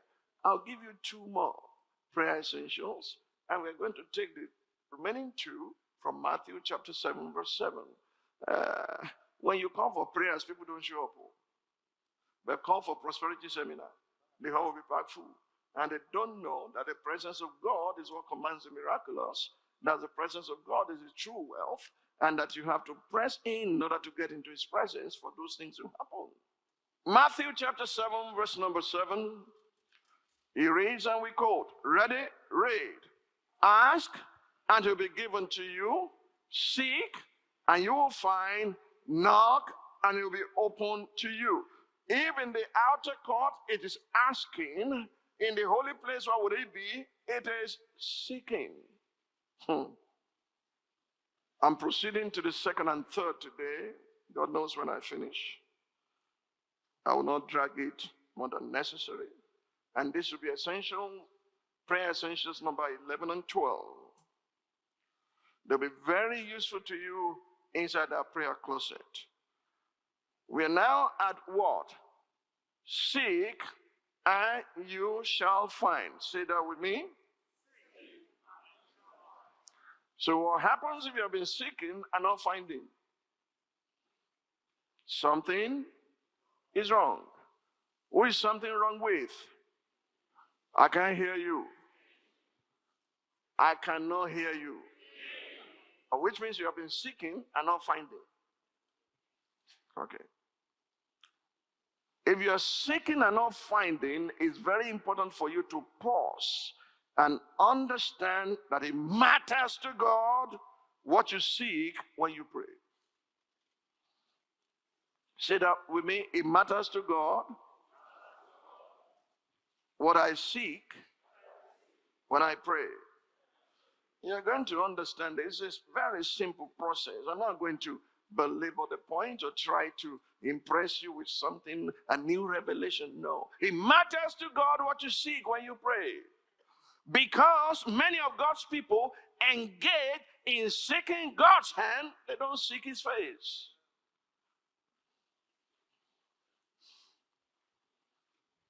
Dear friends, there's a big difference between the two. To seek God's face is to seek his person and his presence. That's why when they began that song today, I said they've preached my message completely. To seek his face is to seek his person and to seek his presence. Whereas to seek his hand is to seek God's power and blessings.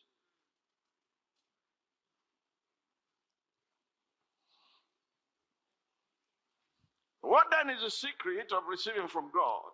The secret for receiving from God, every time you seek and find God's face, you will find his hand of power and blessings as well.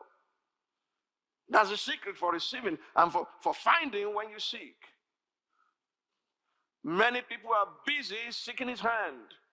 You know, everything that is about you, that you bring to him, that he already knows about, that constitute all that you pray about, my rent, my children's school fees, my health, my this. Look, if you understand what I'm saying today, when you are sick, you are not going to seek healing, you seek the healer, and healing will flow as a result of that.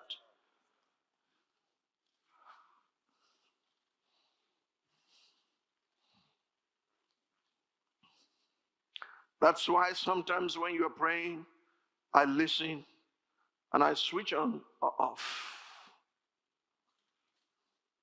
A friend of mine, I will not mention his name, he lives in Abuja, very good. We become so close, like family.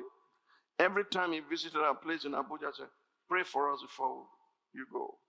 We're just getting to know ourselves. And he will pray. I listen the first time, I listen the second time, I listen the third time. Then I switch on. I said, we can pray together now. He said, were you testing me all along? I said, yes, I was. Two cannot walk together except they agree. I know where you are at the moment you open your mouth. Are you seeking his face?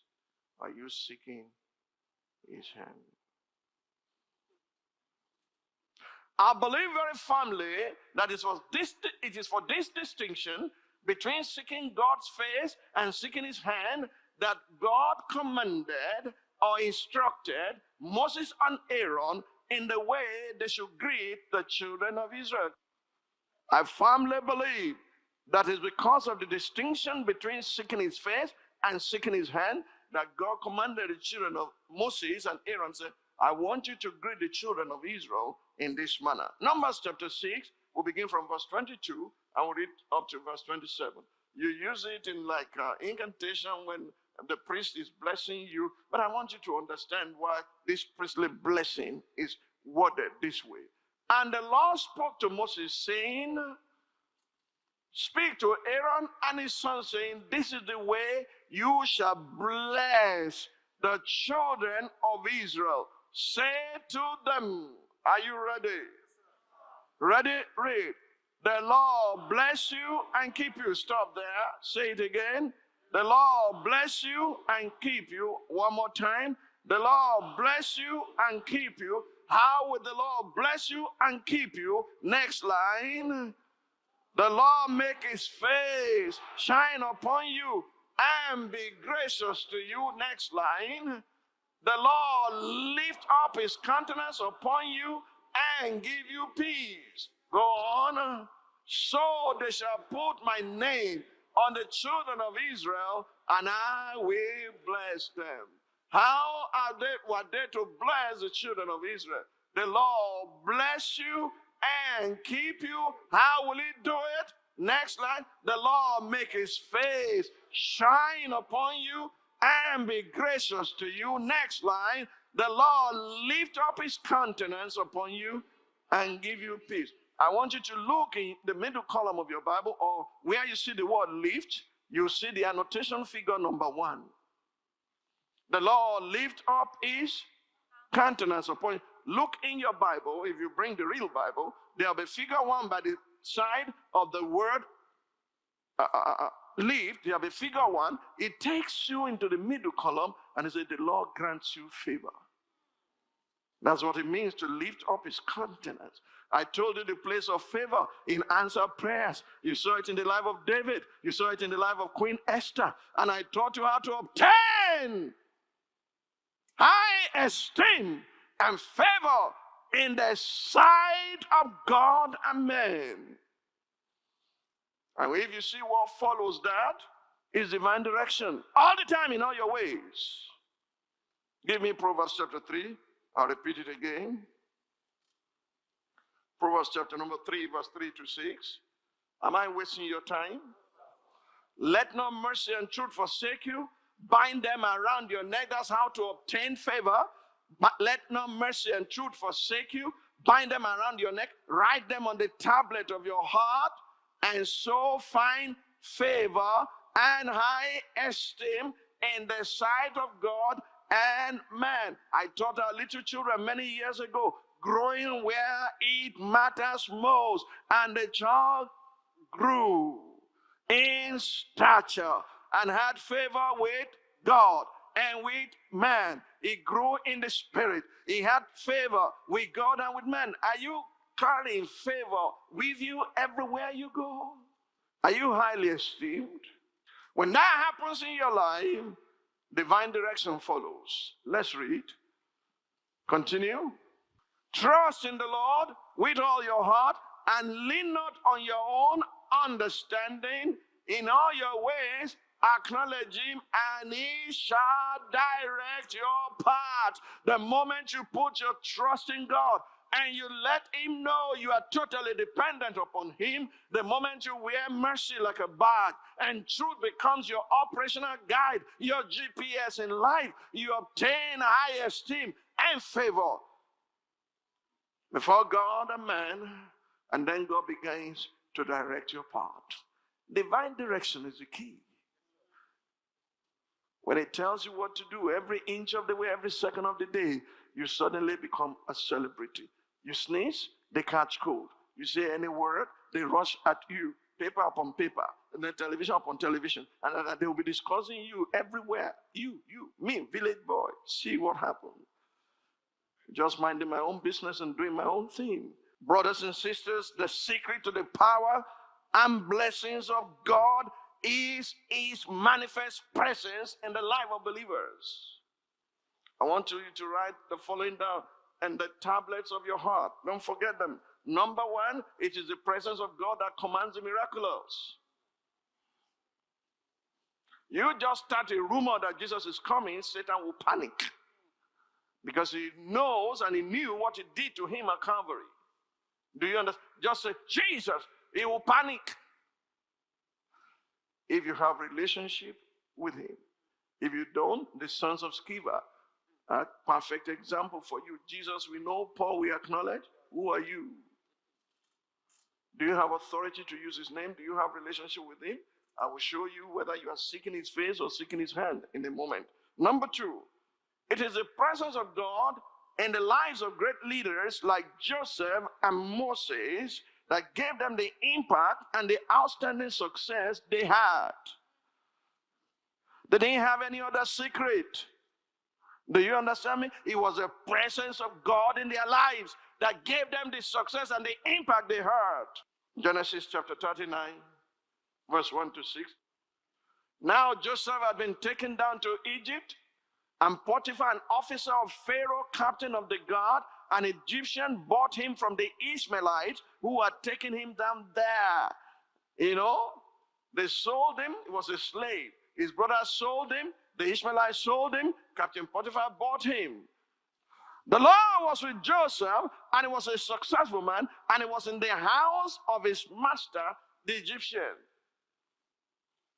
Your environmental situation or circumstances cannot stop God from manifesting himself in your life, even if you're a slave.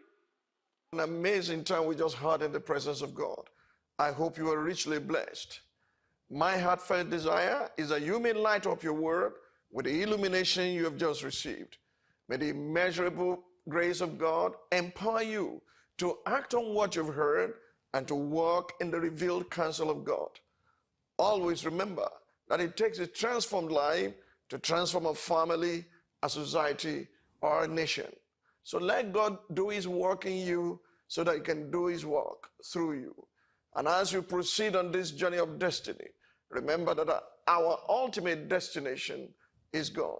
I pray that God's footprint will become your pathway, and that your path will be as a shining light that shines brighter and brighter to a perfect day. Till we meet again next week, remain sandwiched between the peace of God and the God of peace. Have an amazing week. ITV, certainly the best.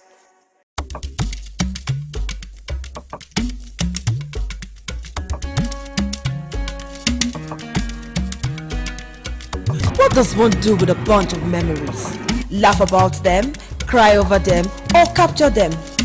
I know what I'll do with such memories. I'll showcase those memories. Yes, I will show them to the world. I will flaunt those memories.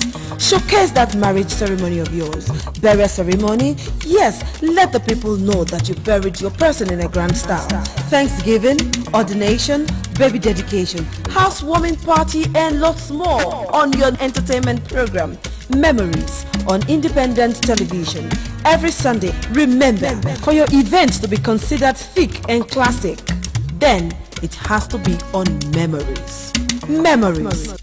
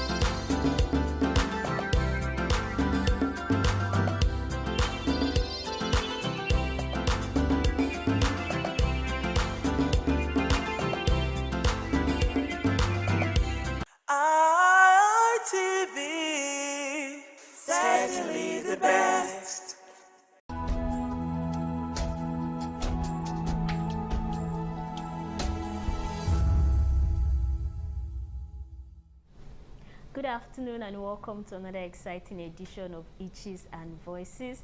I'm your host for today, Rebecca Mamedu, and as always, Itches and Voices is brought to you by NABVID, Network for the Advancement of People with Visible Disability. And our sign language interpreter today is Cynthia Godwin-Aya, who will be doing justice to our hearing impaired community. So over the years, NABVID has been advocating for the Disability community, and one aspect that you focused on over the years is education. As we all know, education is a leveler for everybody, including persons with disability. And our guest for today is the program officer of NABVID, Mr. Nobu Israel. Welcome to the studio. Thank you so much, Becky. I'm glad to be here, and I want to greet every of our listeners at home, and I want to say thank you for joining us today.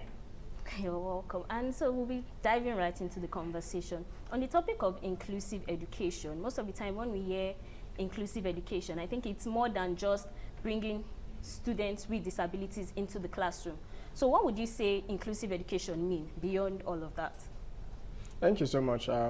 Inclusive education is a concept where every person, whether you are physically challenged, hearing impaired, visually impaired, whatever the form of disability you have, you can learn, all right, in the regular learning environment. That is inclusive education.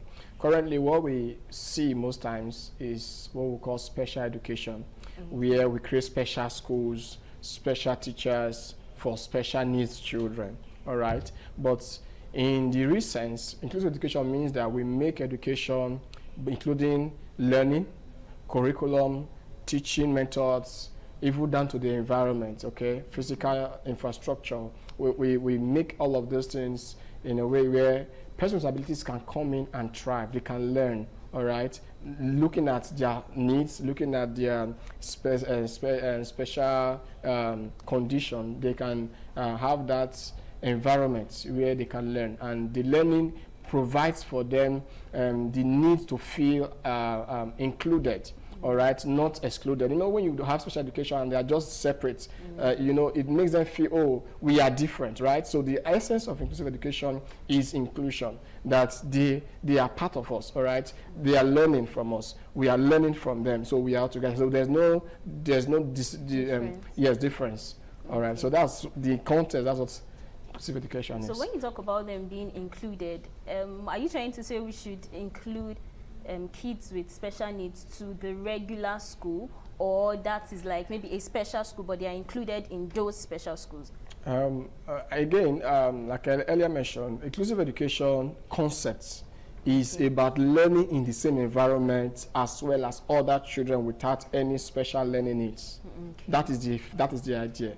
All right. I think most of the times you go to some tertiary institutions, all right, though we are not there yet, but they practice a form of inclusive education, even though it's not fully inclusive in terms of some of the metrics that define inclusive education. But you see them learning with their other counterparts in the same classroom, all right? So making the environment in a way that whether you have physical needs, you can learn in the same environment to someone who does not have any physical needs. That is the idea when we talk about inclusive education. So it is about removing the barriers that stops person with special needs or disability from learning in a regular environment. You remove those barriers. So when you take away those barriers, then you have inclusive education. Okay, that's powerful. And you made mention of some of the barriers. Before we go into how these barriers can be limited, can you throw a little light into what some of these barriers are that kids or students with special needs encounter in maybe going to school and their education generally? Okay, the first I want to mention, which I said earlier, is the case of physical barrier. Yes, physical barrier. It's very important, though it may sound, but it's very important. Physical barrier. For example, someone who is on a wheelchair wants to access a classroom, and the classroom is upstairs, and there is no elevator. That already is a limitation, is a challenge. Are you going to keep carrying that child every day on the wheelchair through the staircase? All right, so inclusive education says that that barrier, first of all, must be dealt with. That physical barrier should be dealt with so that the child can have easy access to the classroom without needing extra aid, that makes them feel less of themselves. When you're carrying someone, it demoralizes them. Yes. So that, first of all, needs to be dealt with. Then secondly, we will talk about barrier. We're talking about also the case of learning barrier. For example, the teacher must understand that, if I have a child with special needs in my class, I can't teach every of them in the same pace. So that's where special education training comes in, where the teacher is trained on how to carry each of the children, irrespective of their learning needs or gaps, carry them along to ensure that that gap is bridged. All right, even down to the curriculum adjustments, down to I think there was a particular case where a child, for example, who is autistic, can demand, or his condition demands necessary what we call sensory breaks, because you can't teach a child, for example, for 5 hours straight and expect an autistic child who is also in that same class to also learn for 5 hours straight. You see, so a teacher who understands that, it's time for this child to have sensory break where his mind can be relaxed to be able to continue learning. So that is very important. So these are some of the barriers we're talking about. Then, of course, issues of policy implementation is also an issue. And, of course, one of the important barriers also is funding, because you can't have inclusive education without proper funding, because you need to upgrade a lot of infrastructure, curriculum review, training, capacity building. So a lot of things are involved. But like I said, if we are able to remove these barriers, of course, we will have inclusive education. Yeah, in what you were saying, I think you answered what I was going to ask next about infrastructure, and when you made mention of fundings. I think that would help these infrastructures to come in place, because in facilities, schools cannot by themselves put these facilities into place. So, and you made mention of something else that stood out for me about special trainings for teachers. Like a child who is autistic, a teacher might not know, a regular teacher, I don't know if that's the right word, you might not know that an autistic child needs a sensory break, you called it. So I want to ask this question: do you think that teachers are adequately equipped for children with disabilities in our society in Nigeria? Okay, I will use Edo State as a context. As an organization, NABVID developed in 2022 a document called Distress, that is disability inclusive, or disability-centered. Yes, disability-centered inclusive education roadmap for Edo State from 2022 to 2032. That's a 10-year roadmap, all right?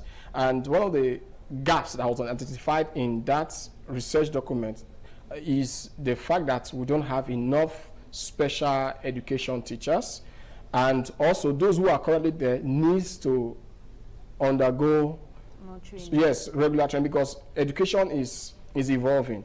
True. There are more technological driven means now of teaching or training a child. So you see that in terms of if they have been trained or is adequate, I will not say, okay, I think from that document, if I'm referring to that document, it is not adequate actually. We even need more education teachers, more special education teachers, all right? Because even those who are there right now are probably understaffed or have not gone through some form of modernized training on inclusive education.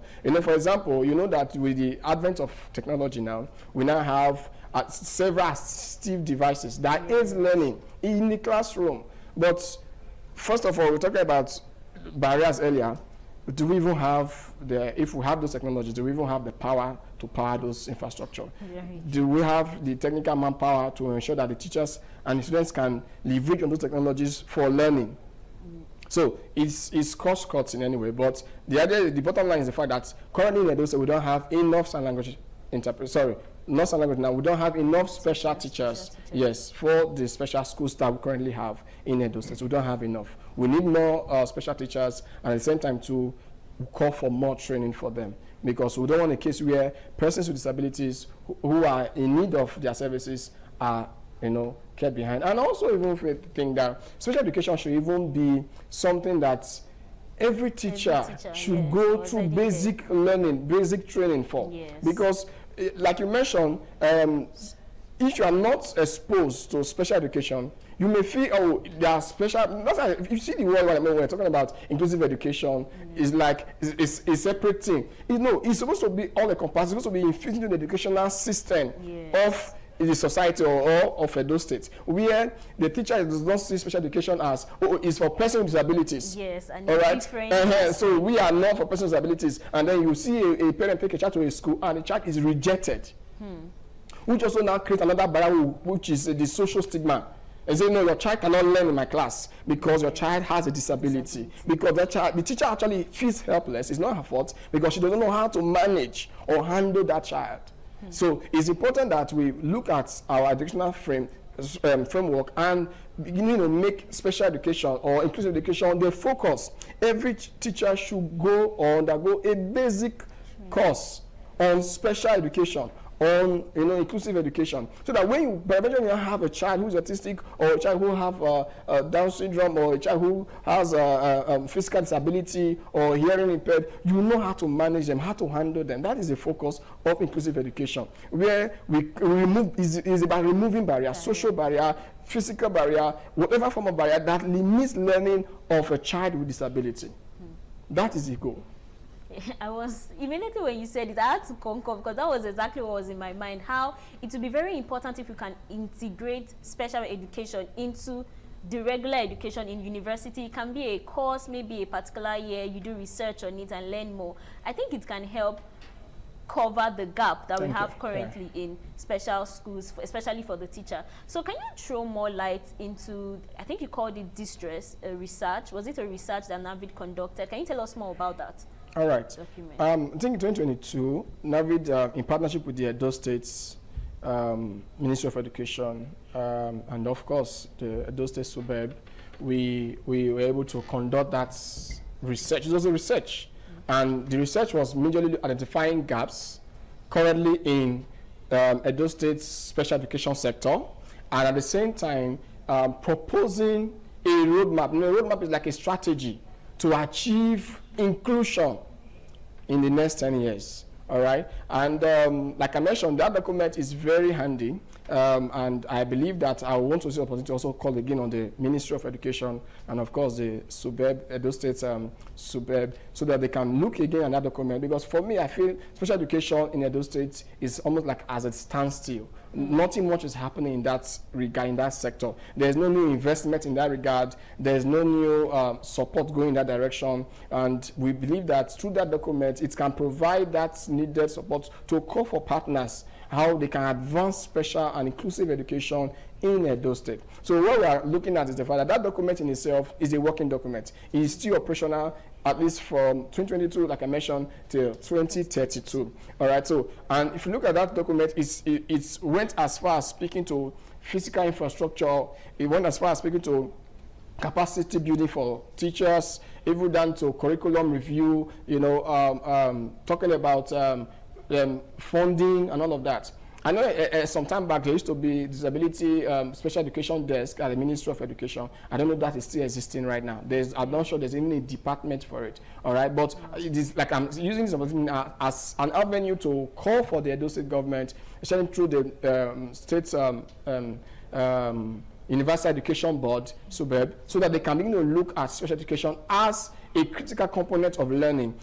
Also, we also look at in that document that we also identified that one of the gaps we also saw is that most of the special schools that are in existence right now are concentrated in the urban centers. All right, so those who are coming from some interiors or part of the state cannot access special education. We're not talking about inclusive education now, but you see that we have more schools compared to special schools. So if we now say the goal is to achieve inclusive education, it means the focus will now be transforming those regular schools to be more accommodating for special needs children, so that we will not be looking at building more special schools. We'll be thinking of upgrading the current existing schools to fit in, to accommodate special needs children.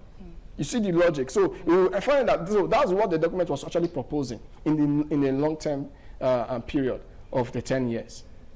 So that's what the document is about. It's about calling on stakeholders, especially the Edo State government, to the Ministry of Education, and of course the State's Universal Basic Education Board, to look at special education as a critical sector. Like you mentioned earlier in your introductory speech, you said that special education is a leveler.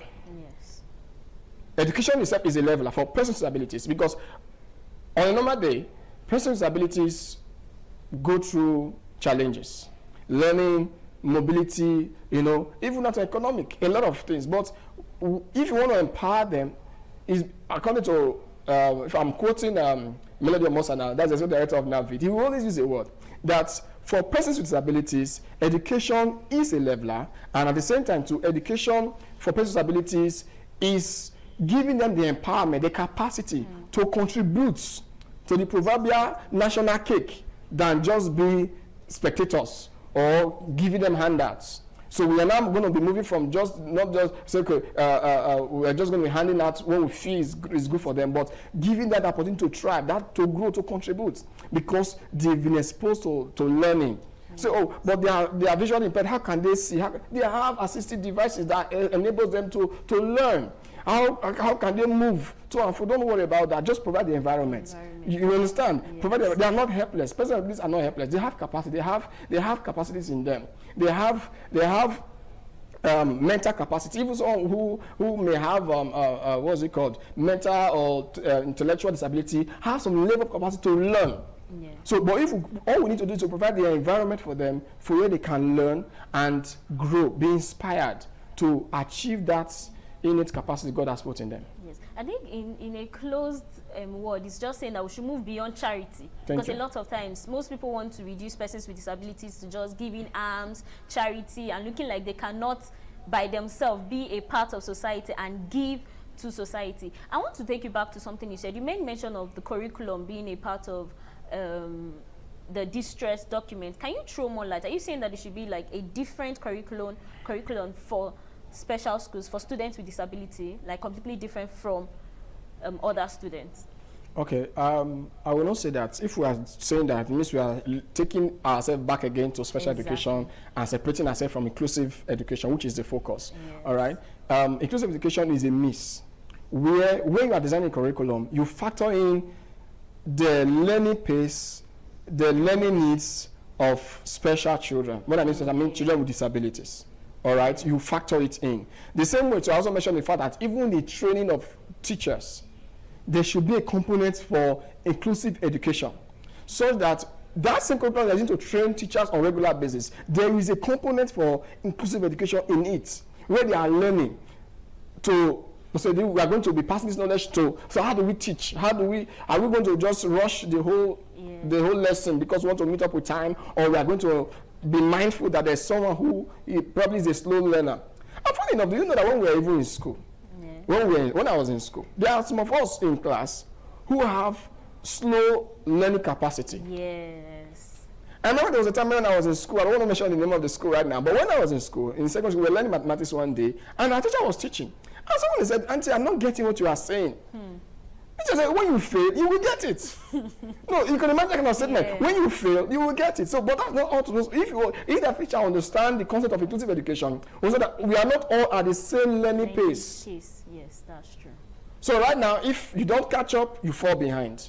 It should not be that way. Inclusive education says that no one should be left behind, gaps should be covered, and no one should be excluded in any way, in any form. So you provide for the one who is a fast learner, you also provide for the one who is a slow learner, so that they can all flow at the same level. So that is the idea. So when we say curriculum revision, is the fact that whoever curriculum we are designing should be in a way that it can serve both persons with disabilities and, of course, those without learning or whatever form of disabilities. Yeah. That is the idea. And from the story you mentioned, I think one disadvantage of disabilities that are not visible is that most of the time we do not actually know that there is a problem here. And I think a lot of there might be some students that have maybe mental or intellectual disability, and they might not just catch up as fast as other students. And at the end of the day, they might push them aside that school is not for them. Thank you. That's the word. School is not for you. So go learn a trade, go learn a business, removing the fact that education plays an important role in the life of everybody. And I think this is where assistive devices come in.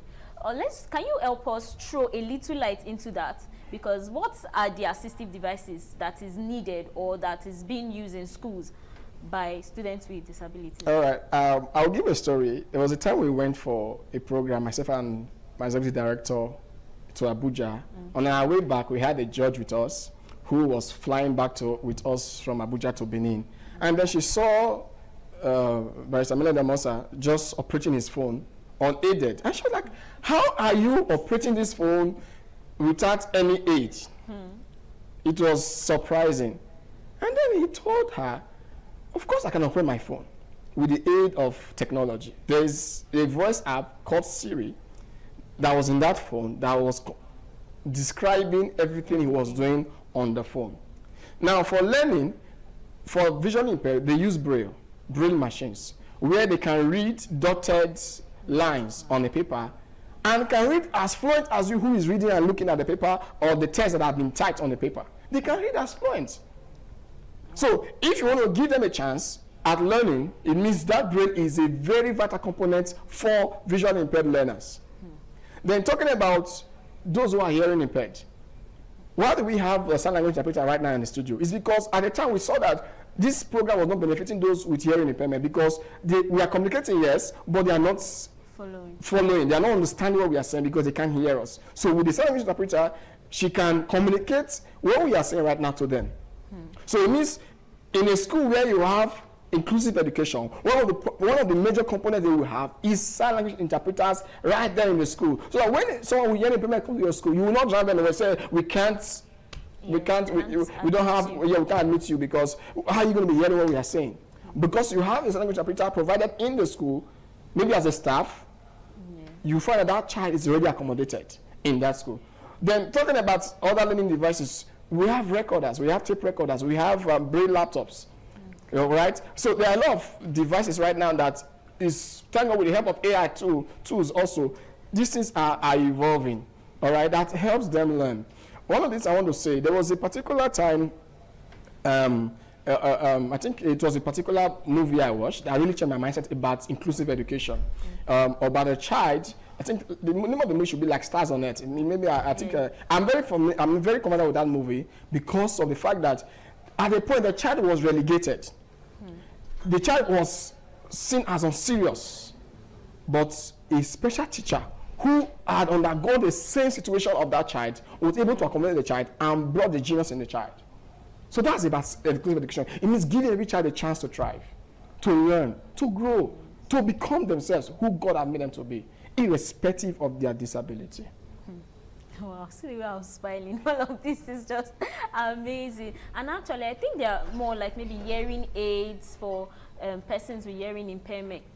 I feel like technology has brought a lot of things that it is not even proper to say that a child should be denied the access to education, because there is technology, there are innovations, people are doing research every single day to better make all of this, better make education more accessible.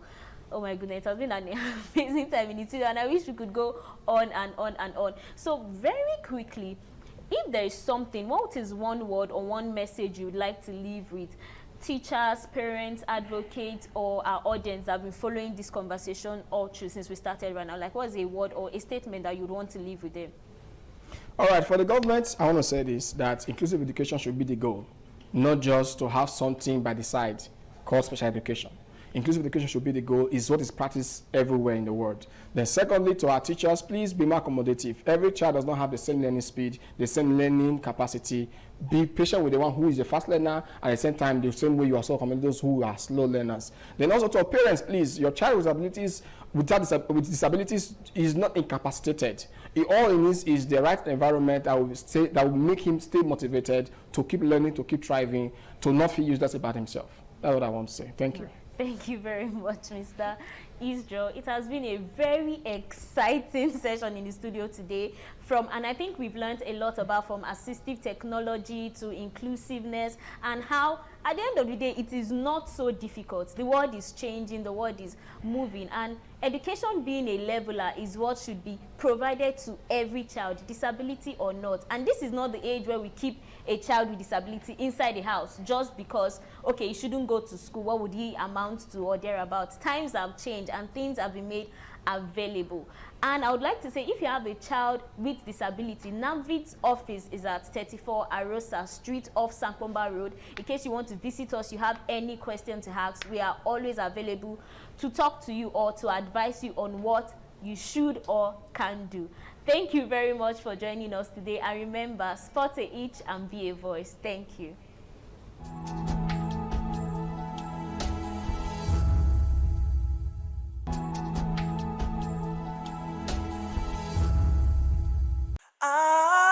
ITV, certainly the best.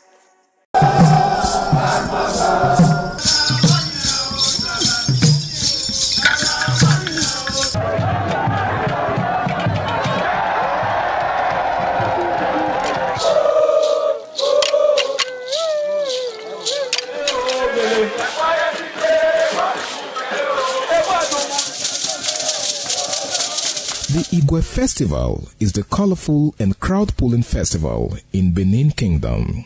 The Igwe Festival is an annual event that is celebrated by all Benin, both at home and abroad, to mark the end of the Benin year and to usher in a new year with a renewed hope for peace and prosperity. The annual Ugie Festival is centered on the Oba of Benin as the Oba takes the center stage.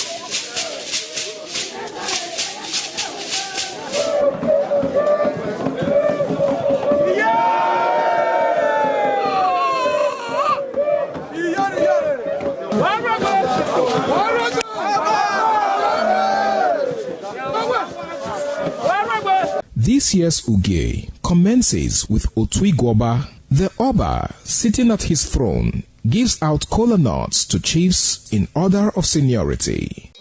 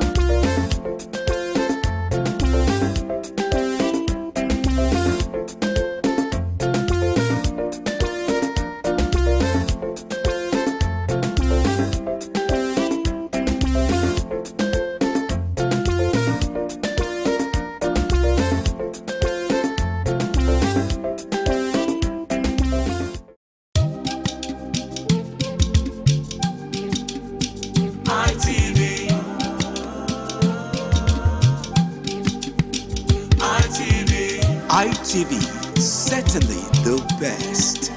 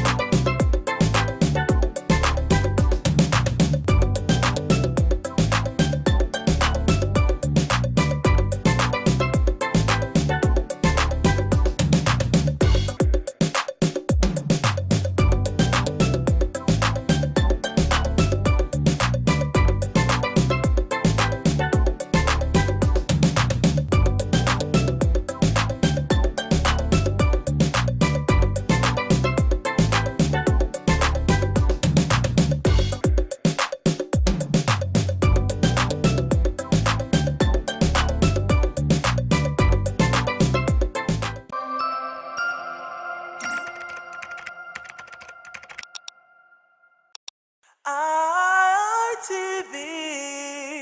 certainly the best. Hello viewers, welcome to Viewpoint on ITV. I am Caroline Okonji.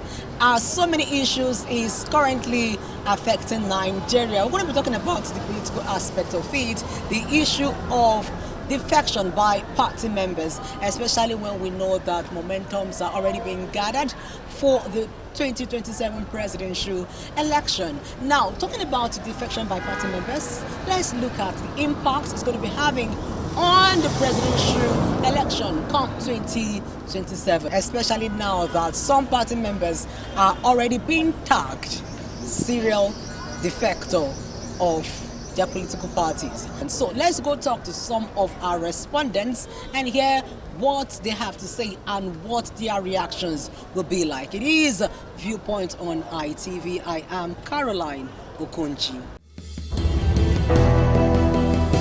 The normal thing actually is you can only defect when there is trouble in your party.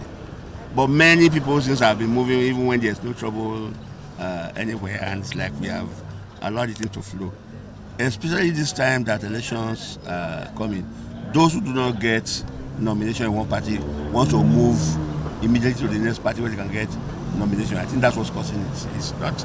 I think it's because we really don't have strong democracy inside each political party. But with time, all this is we are on. It's a normal thing, I think. Not normal, it's a usual thing. Take, for example, ADC. ADC was very strong, was building up.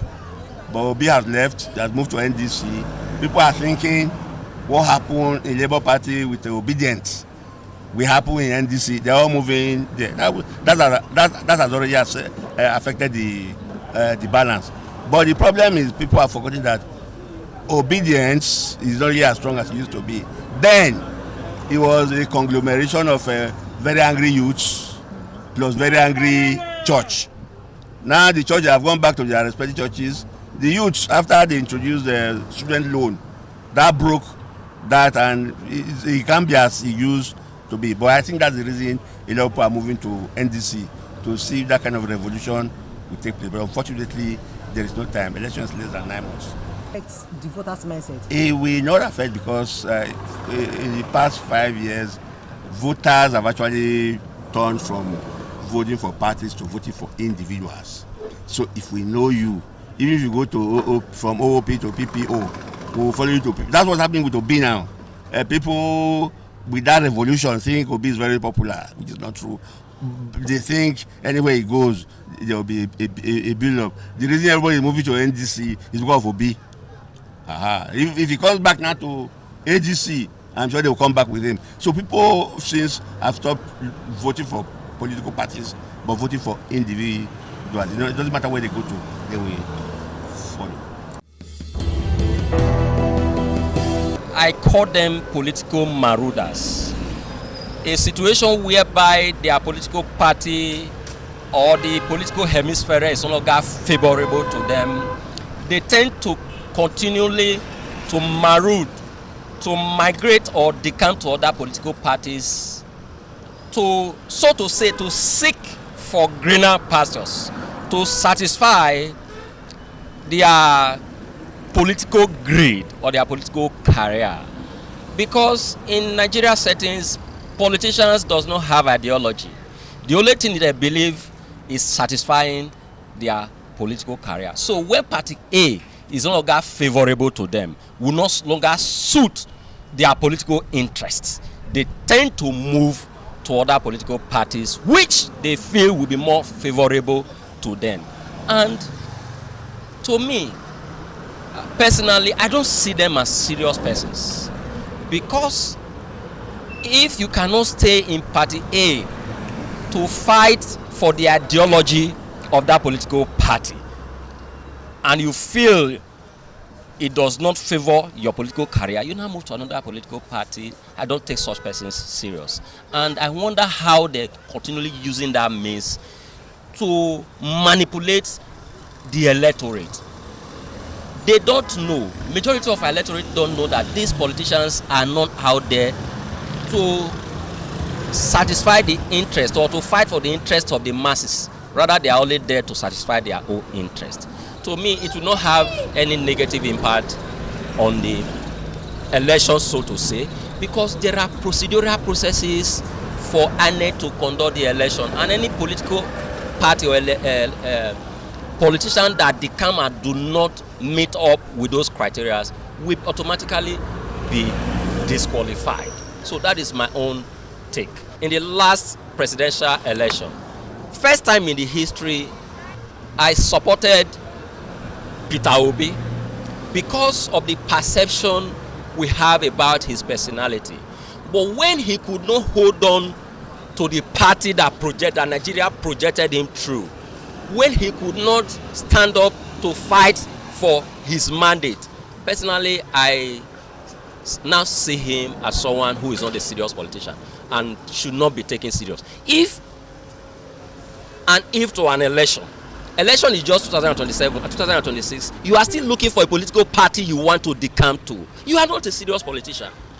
I don't know if Nigerians see or reason the way I do. So personally, I don't take politicians serious. And those that are decamping from one party to another to seek for greener pastures or to protect their political interests should not as well be taken serious. And I also want to call INEC.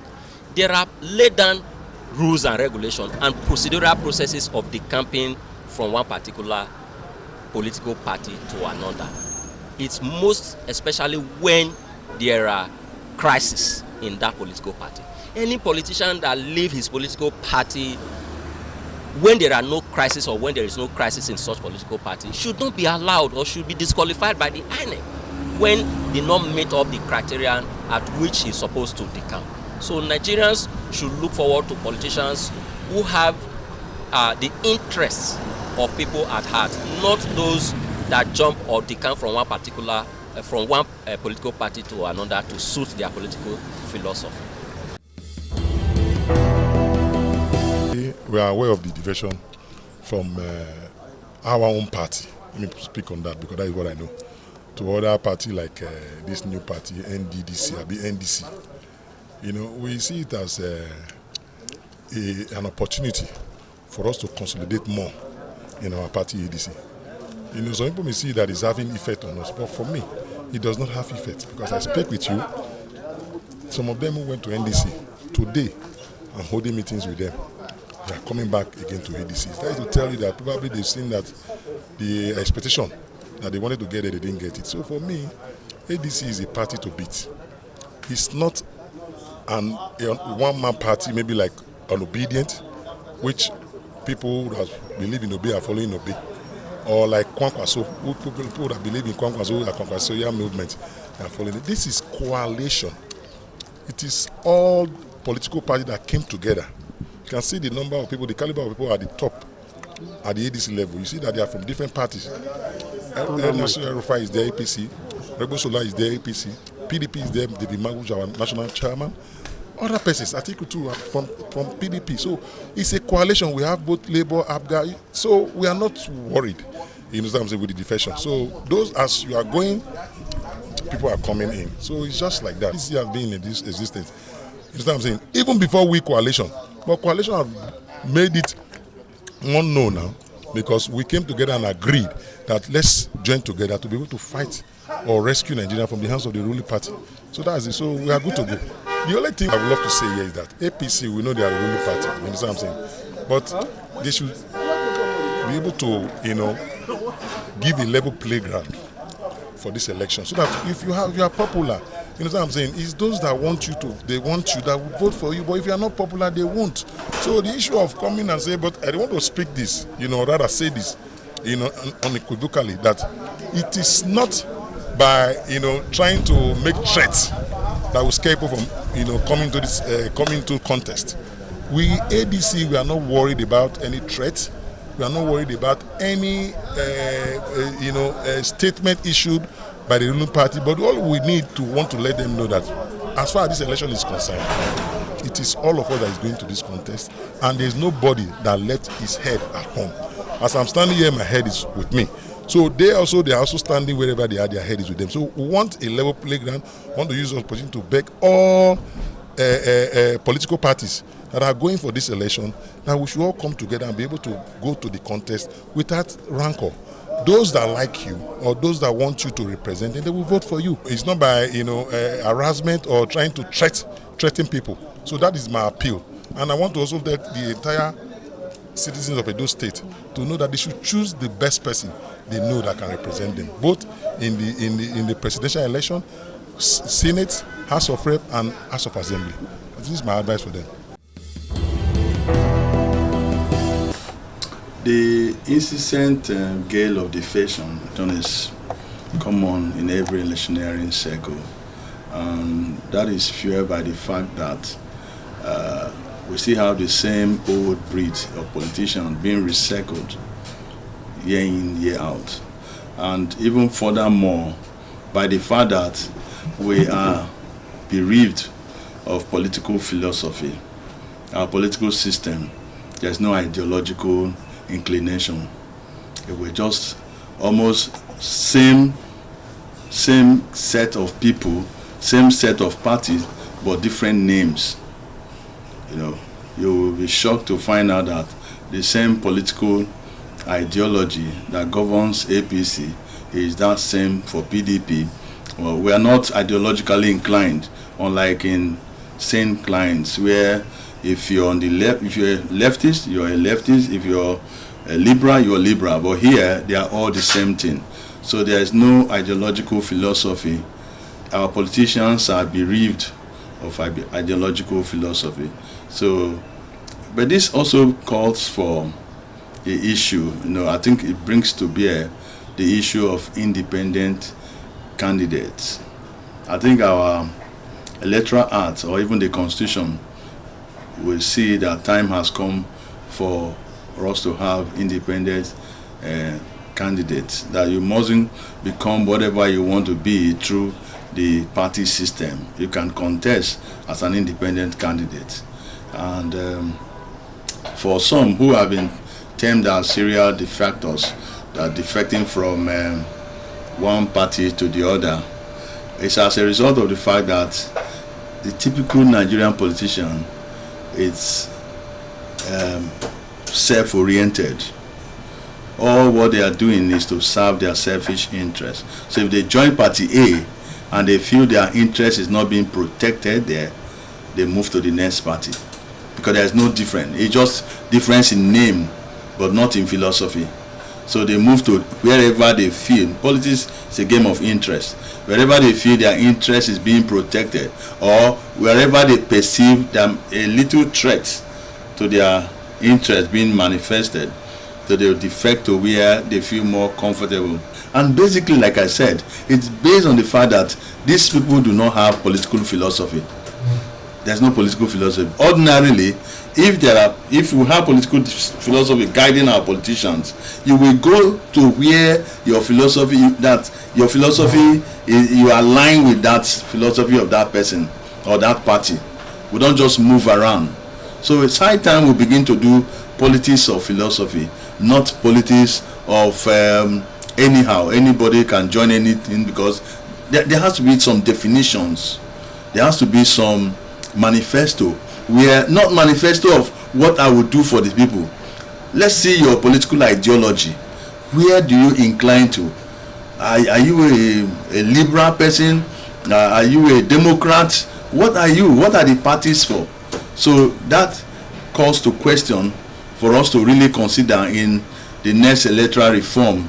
The fact that we need, time has come for independent candidacy of our politicians.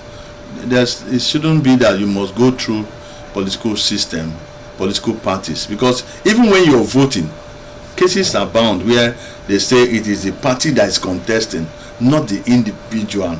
We must come to a stage where we look at capacity of the various politicians contesting, not the party. Not the party. If we look at somebody, this person can perform, not the party, because our emphasis is more on party politics. So if the party does not put you up for election, you're not contesting. And if the party dumps you, you're doomed. So, but and that in a way that robs us our right to choose. Actually, you don't need political background to feature in politics. It is your competence. Everything about politics is competence. Who can do the work? Who can deliver? Who can perform? The only thing we're going to have if we practice independent candidacy or individual candidacy is there will be influx of people. Every Tom, Dick and Harry want to, maybe like usually in our Nigeria